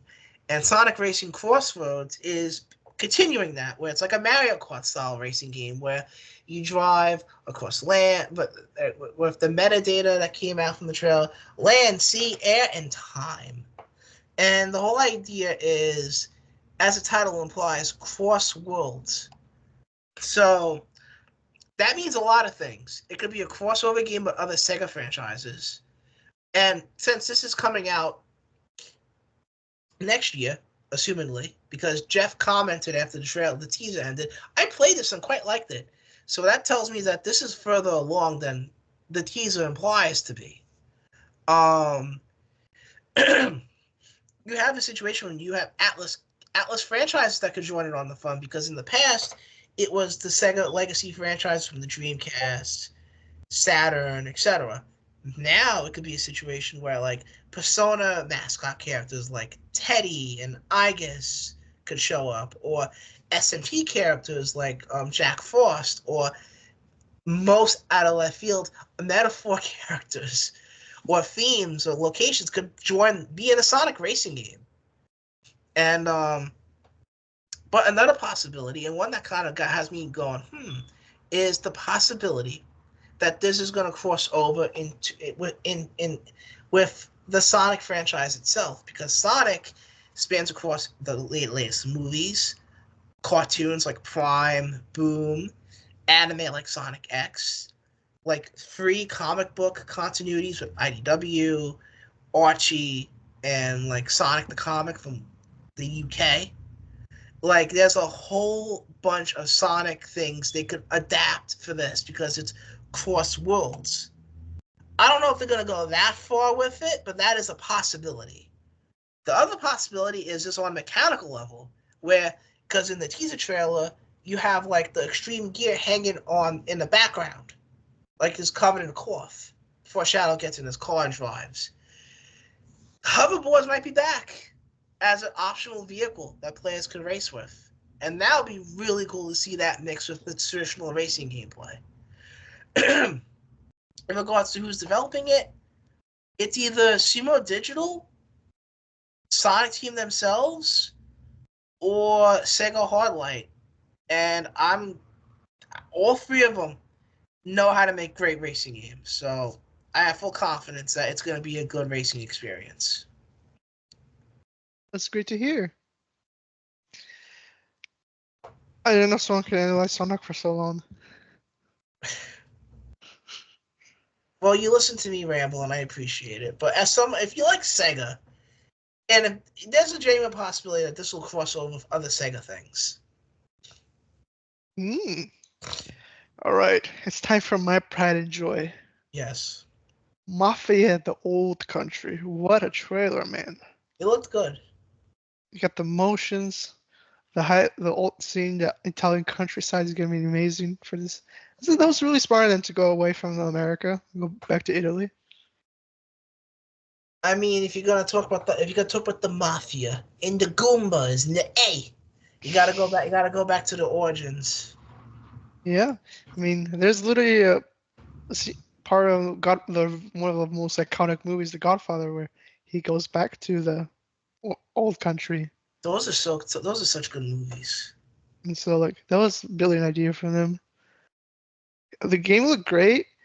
This will be returning. They said this is not like a full Mafia 4. It's like an in-between game. If this game does really well, they're gonna greenlight Mafia 4. They confirmed that. That's interesting. Yeah, so like, that's why I don't know what that means because this is very. I guess it was like a smaller in scope title. That's why it's like more linear and shorter. It's probably for the better because that means they could kind of. It also kind of makes sense because I don't know if you remember, they had a canceled live service game in 2021. So this is probably what this is. Do you think this might be the remains of that? No, they had 2 projects at the time. Okay. But I'm gonna assume because after that canceled live service game, they had layoffs, so they decided to focus on a shorter experience. And if it does well, the studio can keep living on. Kind of smart of Take-Two to give them another chance for Mafia, and not have like the live service game kind of. I'm gonna assume because the live service game was like a superhero game, but like a new IP. Yeah. I'm gonna assume after Avengers they canned the game. They laid off a portion of the studio, and they told them to make a Mafia game, but they said we don't want to wait 6 years, so make a shorter experience. Well, I know you're excited for this, man. I hope it's also interesting tidbit. They're removing their old engine, going to Unreal. Oh boy. Which I think is a good thing because the Mafia engine had its problems. It's kind of strange how like the last 2 Mafia games all had pre-rendered cutscenes. So this is all real in engine. Yeah. This is all in engine. They're not relying on pre-rendered cutscenes anymore. Like pre-rendered cutscenes are really good, but like once you get out of those cutscenes, the break of immersion is wild. Well, it's more linear too, so it works out better for them too. Yeah. And the horses. We've never seen horses in a Mafia game before. In summer 2025. If GTA 5 makes it on time, right before. Yeah, GTA is a holiday game, I'm guessing. Yeah. I'm going to let you take this one. What's the next one? Okami. Oh my god. Alright, so. A history lesson. Excuse my voice, basically on the verge of collapsing right now. So, there's this developer Capcom owned at the time called Clover Studios. They made games like Beautiful Joe, Okami, and God Hand. Beautiful Joe is beloved. God Hand is a cult classic, but Okami is a special game. They originally the game had a more realistic art direction before they went with the calligraphy focused art direction that we see in the final game. It's beautiful. It's a beautiful, beautiful game. Inspired by like the 3D Zelda games of the time. Like, yeah, the music is emotionally powerful. The whole idea of restoring nature is so fulfilling. You collect like food items. You can feed animals. You go through traditional Zelda dungeons. You have a charming story with a great cast of characters, and it is. I can't overstate this enough. It is one of the most beautiful games artistically I've ever played, and it genuinely rivals some of the best Zelda games in terms of what it does with level design and stuff, with its dungeons and stuff. And it also uses items very interestingly, because instead of just pressing a button to summon an item, no, you want to summon a bomb, you draw a circle and a line, bomb. You want to cut down some big branches, you draw a line to cut them. You want to like get across, like want to draw, like get across like bodies of water, you draw little lily pads in the water. Like, it is incredibly inventive and creative in terms of how it implements stuff you would typically see in a Zelda game. But the game didn't do well commercially. At the time, Inafune had a lot of power in the building, and he was one of the reasons why he, among other people, I imagine, encouraged Capcom to kind of cut costs. And one part cutting those costs is Clover Studios was shut down, and the remains of Clover Studios turned to what we know today of Tango Gameworks and Platinum Games. Hideki Kamiya famously continued making games like Bayonetta. He had to stand many Platinum projects, and in recent years, he had a falling out with the team at Platinum Games, and he left. And he formed his own studio. No one knew what the studio was, but he commented publicly, I don't know when, but he commented publicly he wanted to make an Okami 2 and a Beautiful Joe 3. Fast forward to the Video Game Awards, we get that amazing reveal of an Okami sequel published by Capcom with Hideki Kamiya directing it, and his studio's name, Clovers. I literally jumped out of my couch. I went, let's fucking go! And I was in tears. Like, it was so good. The significance of Clover Studios coming back cannot be understated. This team made genuinely amazing experiences. They were very experimental. They were not afraid to kind of make off-the-wall stuff. Like, God Hand is incredibly off-the-wall. It's a classic-esque beat-em-up game that controlled weird, and it had a very steep learning curve, but the people that really liked it. Okami was Zelda, but very, very striking in terms of how it implemented traditional mechanics. And Beautiful Joe is a side-scrolling platformer / beat-em-up. It's heavily inspired by American comic books and anime. It's beautiful. It even got its own freaking cartoon series at some point on Kids WB.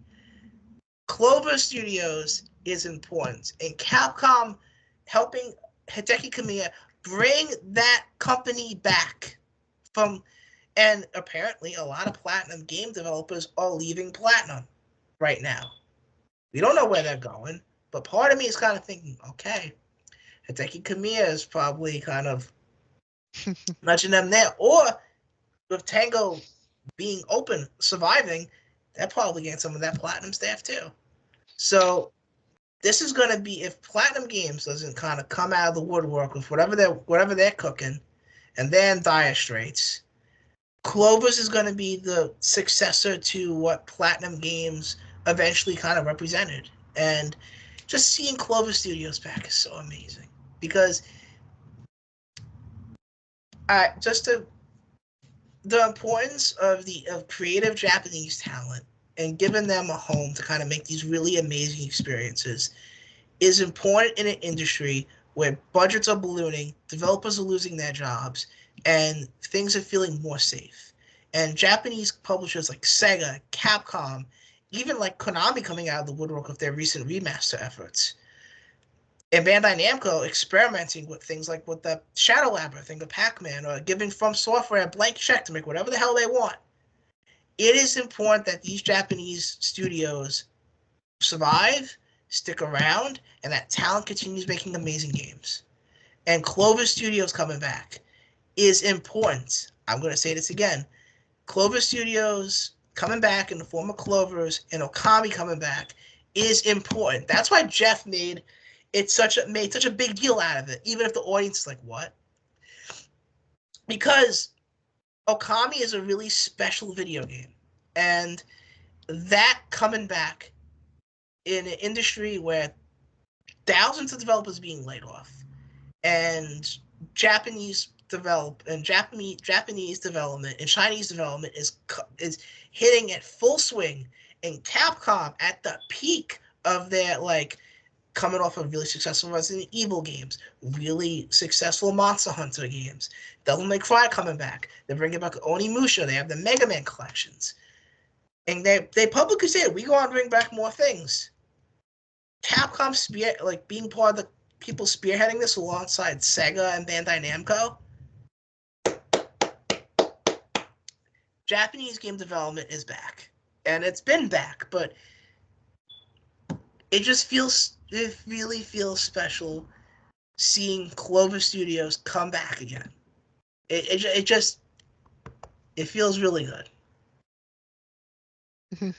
I'm sorry if you kind of what is he talking about over there? I got you. I was watching some gameplay while you were talking. It looks interesting. But Capcom has really been popping off lately. They have. All that's left is Mega Man. I really think that's next. I just think with Mega Man, they're just trying to figure out what we're going to do with him. A new 2D game, a 3D game, a new genre.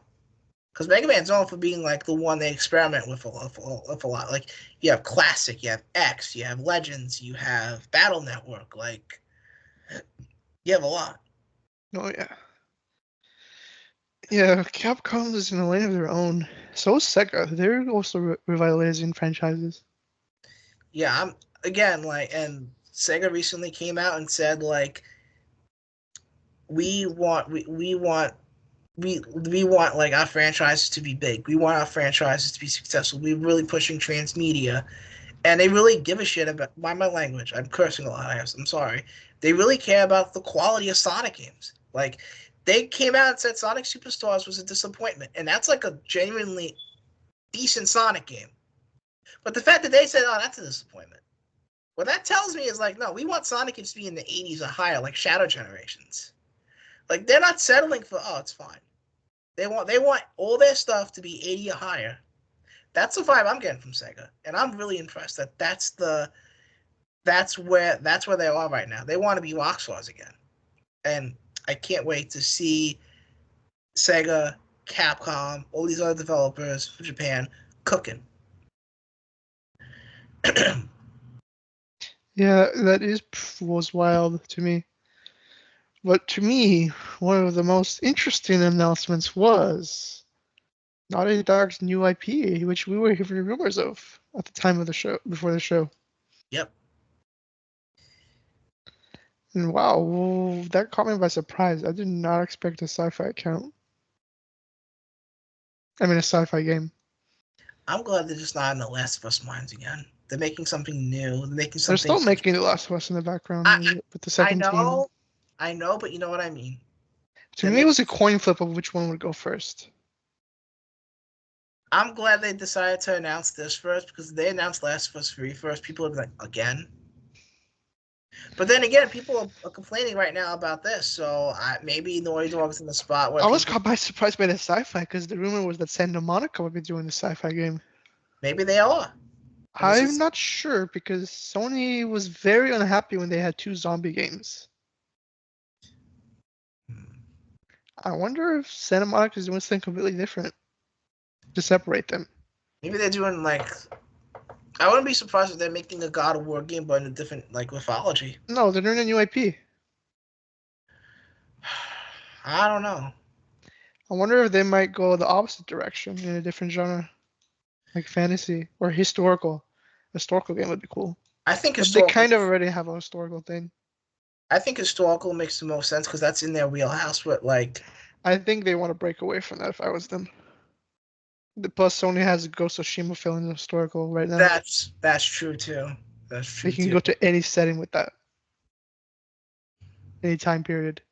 I'm But thinking I was happy this was an in-engine reveal. It looked very impressive. It looked really good.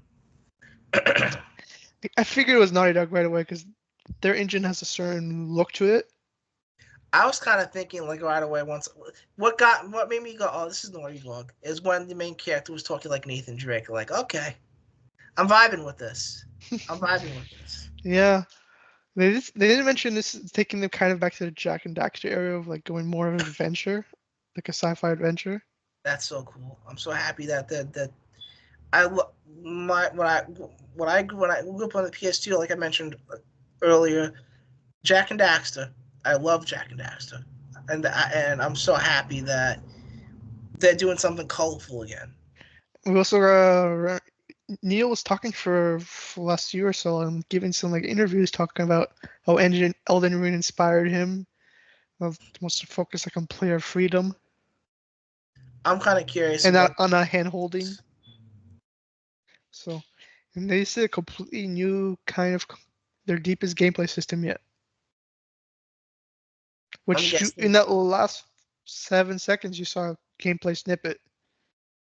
It was shocking. A melee Naughty Dog game. That sort of looked cool. I kind of like the you hear when you listen to the EDM music, you kind of boom boom boom boom it was yeah, I know what you're talking about. Yeah. I'm not against the advertising thing. I think it builds the world out. I'm not against it because it's kind of because it felt more intentional than simply putting a Monster Energy drink in Death Stranding. Some people are kind of torn on that, but I listen. If this is expensive, Sony wants a bag. This is an easy. I wouldn't be surprised if Naughty Dog wanted to do it to build out the world. I could see it, but I could also see brands the port chain was a cool thing, bro. Having a port spaceship. That's cool. And I listen. I'm a sucker for Guardians of the Galaxy imagery. This was inspired by anime. Have you seen Cowboy Bebop? I've heard about that and Akira, man. They look cool. Yeah, it was really good looking. And then you see some famous actors are in this as well. The actors don't really kind of get my attention, but I really do like the performance of the main character. Oh, yeah. She was the villain of the Uncharted movie. She was a villain? Yeah, she was the villain of the Uncharted movie. Oh, wow. Okay, I guess I haven't seen. I have to watch that. She's also on The Last of Us Season 2. And then there's some very famous Hollywood actors as well. One of them was in the Breaking Bad prequel show, Lalo. But yeah, that spaceship design is really cool. But apparently, this is going to have some interesting thematic themes. This will be focusing on religion. Centering on a fictitious religion and what happens when you put your faith in different institutions. It's going to be interesting where they go with that. Because they do say it's one of their most ambitious stories. Well, I hopefully they don't make I feel like going with a new IP invites them to kind of be more liberal with whatever they want to tell, rather than with Last of Us 2, where they wanted whatever the messages they want to tell, they're using characters people built an attachment to the first one. And what happened in 2, the visceral reaction is because people were pissed about, we don't want this happening to characters we like. But this is a new IP, a fresh slate. So if they want to do something ambitious and wild, no one's going to say anything. Or they shouldn't say anything because it's a new IP. The story set in an alternate universe where space travel was advanced in 1986. That is interesting. That's where you see the retro vibe. Yeah. But yeah, and they also have some famous people who are composing the scores. Who worked on some famous Hollywood films. But you know for sure we're gonna get some licensed music when you're in the ship. Yeah. I love the retro technology they had, like when playing the music. Yeah, I love that. I love the big Sony logo when you see all those buttons and like dials. Yeah, that's so cool. But yeah, because after The Last of Us 2, I kind of felt like done with Naughty Dog, but when I think I'm out, they pull me back in. I was kind of done with Naughty Dog since like. Yeah, you don't finish games. Shut up. But when's the last Uncharted you finish? 2. Bro, not even 3? No, not 3, but I finished 2. And I finished Last of Us 1. Oh, that's nice. That was a good game. Yeah. Yeah. But for me, I'm just so happy. They just felt so different, unique from, because that's like a very specific art style. It's not just pure realism. It's a nice balance of color and realism and darkness, and I'm glad that they're doing something different. They're not just the Last of Us studio. They're not just They're not just I want to be depressed. Oh, I want to be Hollywood. It's still going to be very serious, mature, and gritty. You know what I'm getting at, though. Yeah. They're doing something different. They're doing something that's going to be exciting for people like me who fell out of love with their games. This is going to be something that pulls me back in and makes me care about their work again. Because I'm going to be transparent. I really don't care about Last of Us. I don't care about that world. I played the first game. I like how that ended. I don't really care about what happens after that. Because I felt it didn't need a sequel. It ended well. We got a sequel. And for everything I heard about the sequel, it's... So I'm really happy that they're making something that leans a little bit closer to what the kind of writing and tone that they had in the Uncharted games. And my favorite, and the one I really loved was 2. And I love, and the Jak and Daxter games, they told some serious stories in those games too. Jak 2 literally took a colorful collectathon platformer and made it gritty, and it worked. They made a silent character talk, and it worked, and people didn't complain about it. Then you have the third game, which told a genuinely good emotional story for Jak and his friends. So like, and they made a racing game interesting narratively. Like, Naughty Dog, when they're kind of a nice balanced tone for writing, they nail it. And I don't think they need to be balanced. I think they need to do with the art, whatever the artists want. That's true, but that's just what I feel.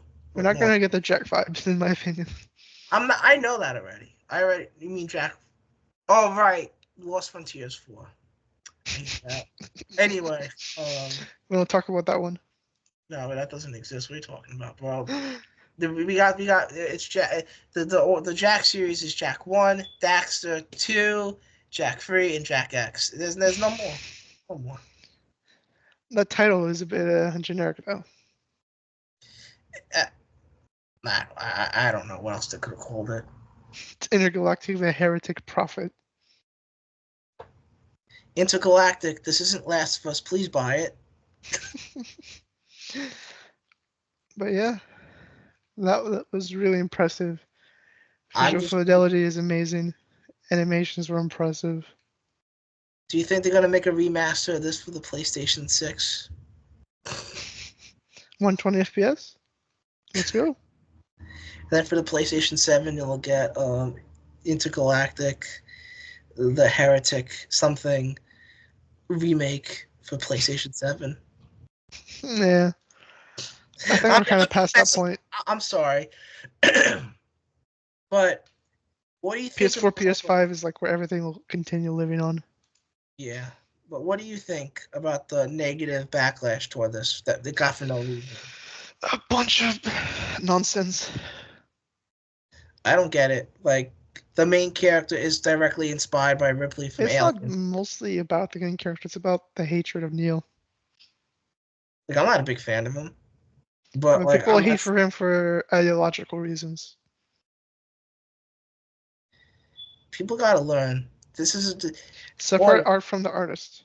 yes, that's my mantra. Like, you separate the art from the artist. Like, that's how you enjoy video games. You Because know what's really funny? what? They're making a sci-fi bounty hunter game, right? Yeah. You want to know what Amy Hennig's canceled game was about? What? A Star Wars bounty hunter game. Ain't that a quinky dink? It's just the funniest coincidence. Well, actually, I think she's revived it because she's making a new Star Wars project. Yeah. Oh, interesting. Apparently that robot we saw at the end of the trailer is inspired by like Yeah, concept. Jack. Yeah. I So read that too. Yeah, that's cool. They're pulling from that. She also has a blaster, so I guess we will have some shooting. Hmm. Imagine if that sword is kind of like the morph gun from Jack and Daxter. Yo, that would be sick. Yeah, Imagine- I love that sword. Yeah, that sword looks sick. But Sorry. apparently they're going to be stranded on a planet, so that's going to be interesting. It's smart because it means you just have one world you got to worry about. You don't have to worry about like space travel across everywhere. Yeah. I That would could be like to see more planets, though. That's a sequel. That's a sequel hook. Well, it could be just like a part of the story you're stranded. Yeah. But yeah. Well, that's a wrap up for the Game Awards. Yes. Closing thoughts? The announcement side of it, they had a lot of great announcements. And I feel like it lined up with the fact that next year in 2026 is where a lot of big developers are going to, be releasing their games, and a lot of their games will, be current generation only or kick off the next generation. Mm-hmm. I agree. Well, excited for the future. Yes, indeed. Jeff, don't fumble the bag next time. Please make another show as good as this one. Next year's GOTY is going to be so hard. It's gonna. Oh God. If Grand Theft Auto comes out, forget about it. It's gonna be a goddamn bloodbath. It will be a bloodbath. What's funny is the last two times Sony stole it from Rockstar. Well, 2013, The Last of Us, and 2018, God of War. I think it's time for Rockstar's revenge. I could see Rockstar getting it because PlayStation, what we know for next year is Ghost of Yalte and Death Stranding 2, which I'm looking forward to my counter pick on the draft. That was such a poor choice. It was a great choice. We're talking about a game that's scored in the 80s is not going to go under 70. It's going to go. Just you wait. just you wait. I'm confident. Have you not seen the last two trailers? It's going to be amazing. I listen. If it's not Metal Gear, I don't trust Kojima. I'm sorry. Death Stranding was a masterpiece. And we'll see about that, eh? I mean, we did see it because I played the first one. Well, you know what? One of the best PS4 exclusives. Top 5. I'll say this. I felt like for a fantasy draft, I made some decent picks otherwise. Yeah. Well, next, let's conclude with our year in review. Yes, this has been I don't have one for PlayStation, but I'll just say right now, Astrobot is what I played the most on PS5 this year. Great game. And on Xbox, Metaphor got the most time. On my PC, I definitely put a lot of time into Marvel Rivals. What about your PS wrap up? What do you got? I didn't set that up, man. I forgot my password on PC, so I don't know how to. You take it away then. What's your wrap up say? All right, let me open this up for 1 minute. But my number one game Shockingly, it was the Persona 5. Only because it was so bloated, it took me the most. My man, he enjoyed Peak Fiction. He enjoyed Peak Enjoyed. Fiction. Yes, Forced finished. You enjoyed Peak Fiction. Forced finished. Mr. Matty Plays would be very proud of you right now. Sunk cost fallacy. Is this what they call a tsundere?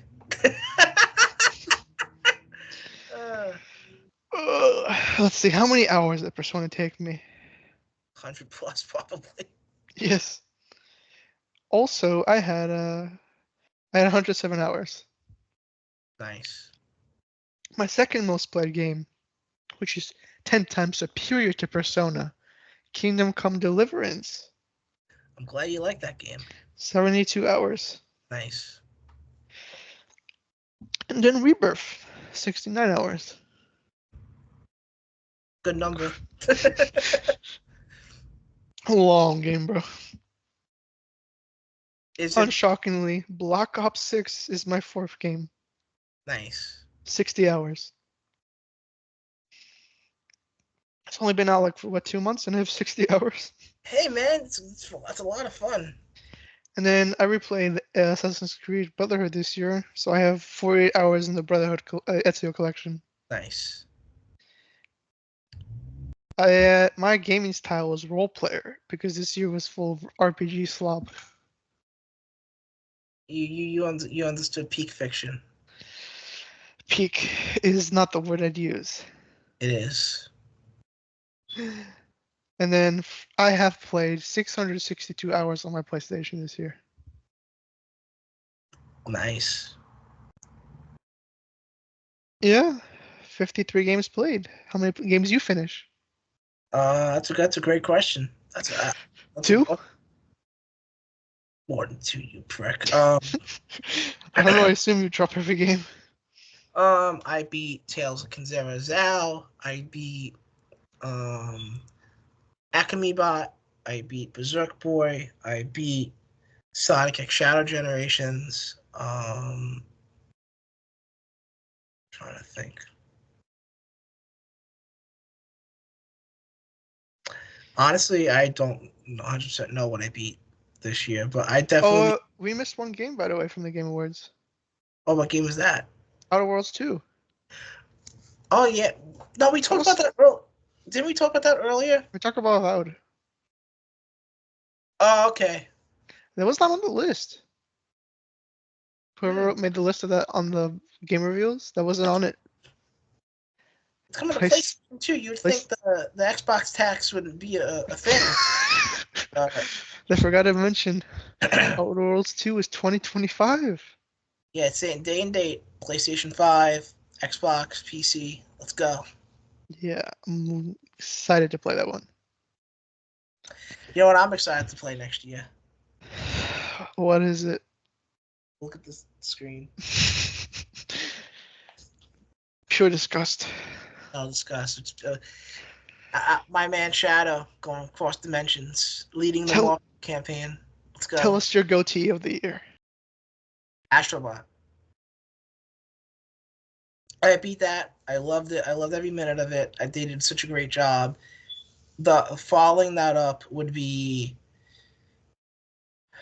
Akamibot, because that was another really quality. That's another quality platforming experience, very reminiscent of the PS2 era Jack and Ratchet games. Berserk Boy was a fantastic indie platformer. I really loved reviewing that. Sonic X Shadow Generations is lower, specifically because it's not a full game, half remaster, half new game, but I put over 20 hours into that already. I love that. It was awesome. And and in terms of games I really enjoyed but I didn't finish, the Atlas stuff this year was really good. Both Persona Reload and Metaphor, great experiences. What I put into so long. See, at least I finished Persona. Shut up. What I played of Call of Duty was fun. I enjoyed my hour or so of Indiana Jones. Like, the Astrobot DLC this year was really good. Like, I really enjoyed the free updates they offered that game. And just this was a good year for video games, I think. Yeah. You enjoyed yourself? Yes. Yeah. For me, my goatee is kind of tricky. I'm not far enough for Indiana to say it yet, but if it all stays according to plan, it would probably be Indiana. But since not yet, I would say Black Ops 6 is my goatee. Nice. Stellar campaign, great multiplayer, and I hear the zombies is great. I don't really play zombies, but the campaign was excellent. Probably the single player thing I enjoyed the most this year, aside from Astro. Nice. Yeah, I would call it a mid-year for me, more of a backlog year. Hey man, you enjoyed some good gaming. That's all that matters. Yeah, I enjoyed peak gaming with Kingdom Come. Nice. Can't say the same for Persona. Look, as much crap I'm just playing. as much crap as I'm giving you, I appreciate you actually sat down for big RPG like that. That and Final Fantasy, relatively close to each other, that's impressive. Oh So yeah, for someone who I isn't think I really took a break when playing Persona and went to Rebirth and then came back after. considering this isn't really a genre you care about, the fact that you gave it a chance, that's earnestly impressive. Yeah, it had a good story. I won't deny it. I'm not a turn-based person in the end of the day. At least it sounds like you enjoyed Seven Rebirth more at the very least. Oh yeah, good story, but it was kind of bloated as well, and some nonsensical Final Fantasy times case Man, Kingdom Hearts. That's what I meant to say. hey man, you know what? At least You Final see Fantasy. some of that Kingdom Hearts energy. Well, you From know, well, Nomura, who's the creative behind that? I forget his name. Tetsuya Nomura. Oh So yes, the he Nomura had his hands effect. all over Seven Rebirth. Yeah, that you see his pesky paws. But Since you're a Kingdom Hearts fan, you should definitely play it. I still have to play through Seven Remake. You mean finish your games? Yes, I'll probably try Seven Rebirth on the laptop because apparently the PC version looks pretty damn good from the screenshots that came out. That's good. It's been a fun year. The launch of Press X. Yes. And we appreciate everyone who's been listening to us ramble for multiple hours at a time. Yes, It's been a lot of fun, and I really appreciate that that you put up with my sonicness. yes. And you put up with my slander of Sonic. Yes, that's okay. One day I'll convert you into a fan. You wish. I'll make it happen one day. Watch. I'll make you finish games one day. I hope you do. Commit is the path you need. Committing. Hopefully one day. Commit to finishing Metaphor at least. That I hope I freaking finish. That game is it's challenging. It's long, but it's good. How'd you Like, finish Persona but not Metaphor? I think what made Persona easier to kind of it was the pandemic.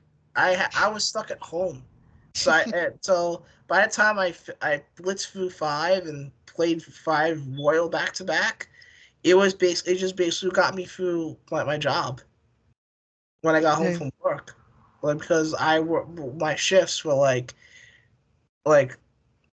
in the afternoon, so I had plenty of time in the morning to play Persona. My current job, it's kind of hard to play a lot of games. I mean, play one at a time. I'll try. Like, say, Indiana. I will definitely try because I like what I played of Indiana Jones. You say that about every game you try.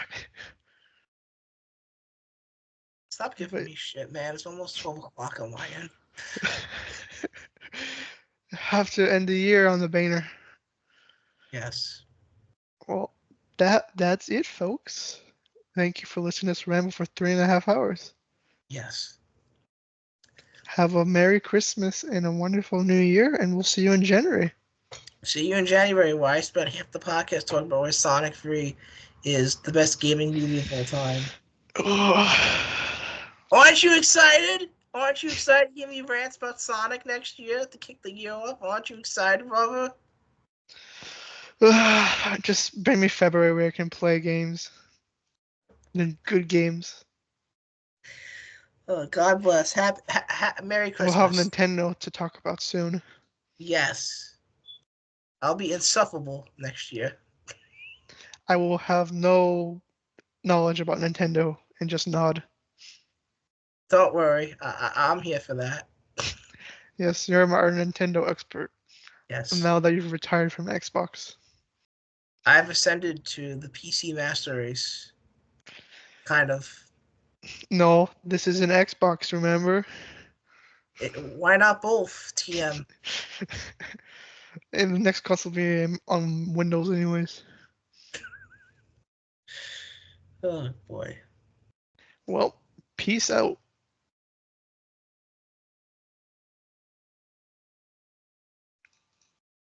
Alright, that is it. That was fun.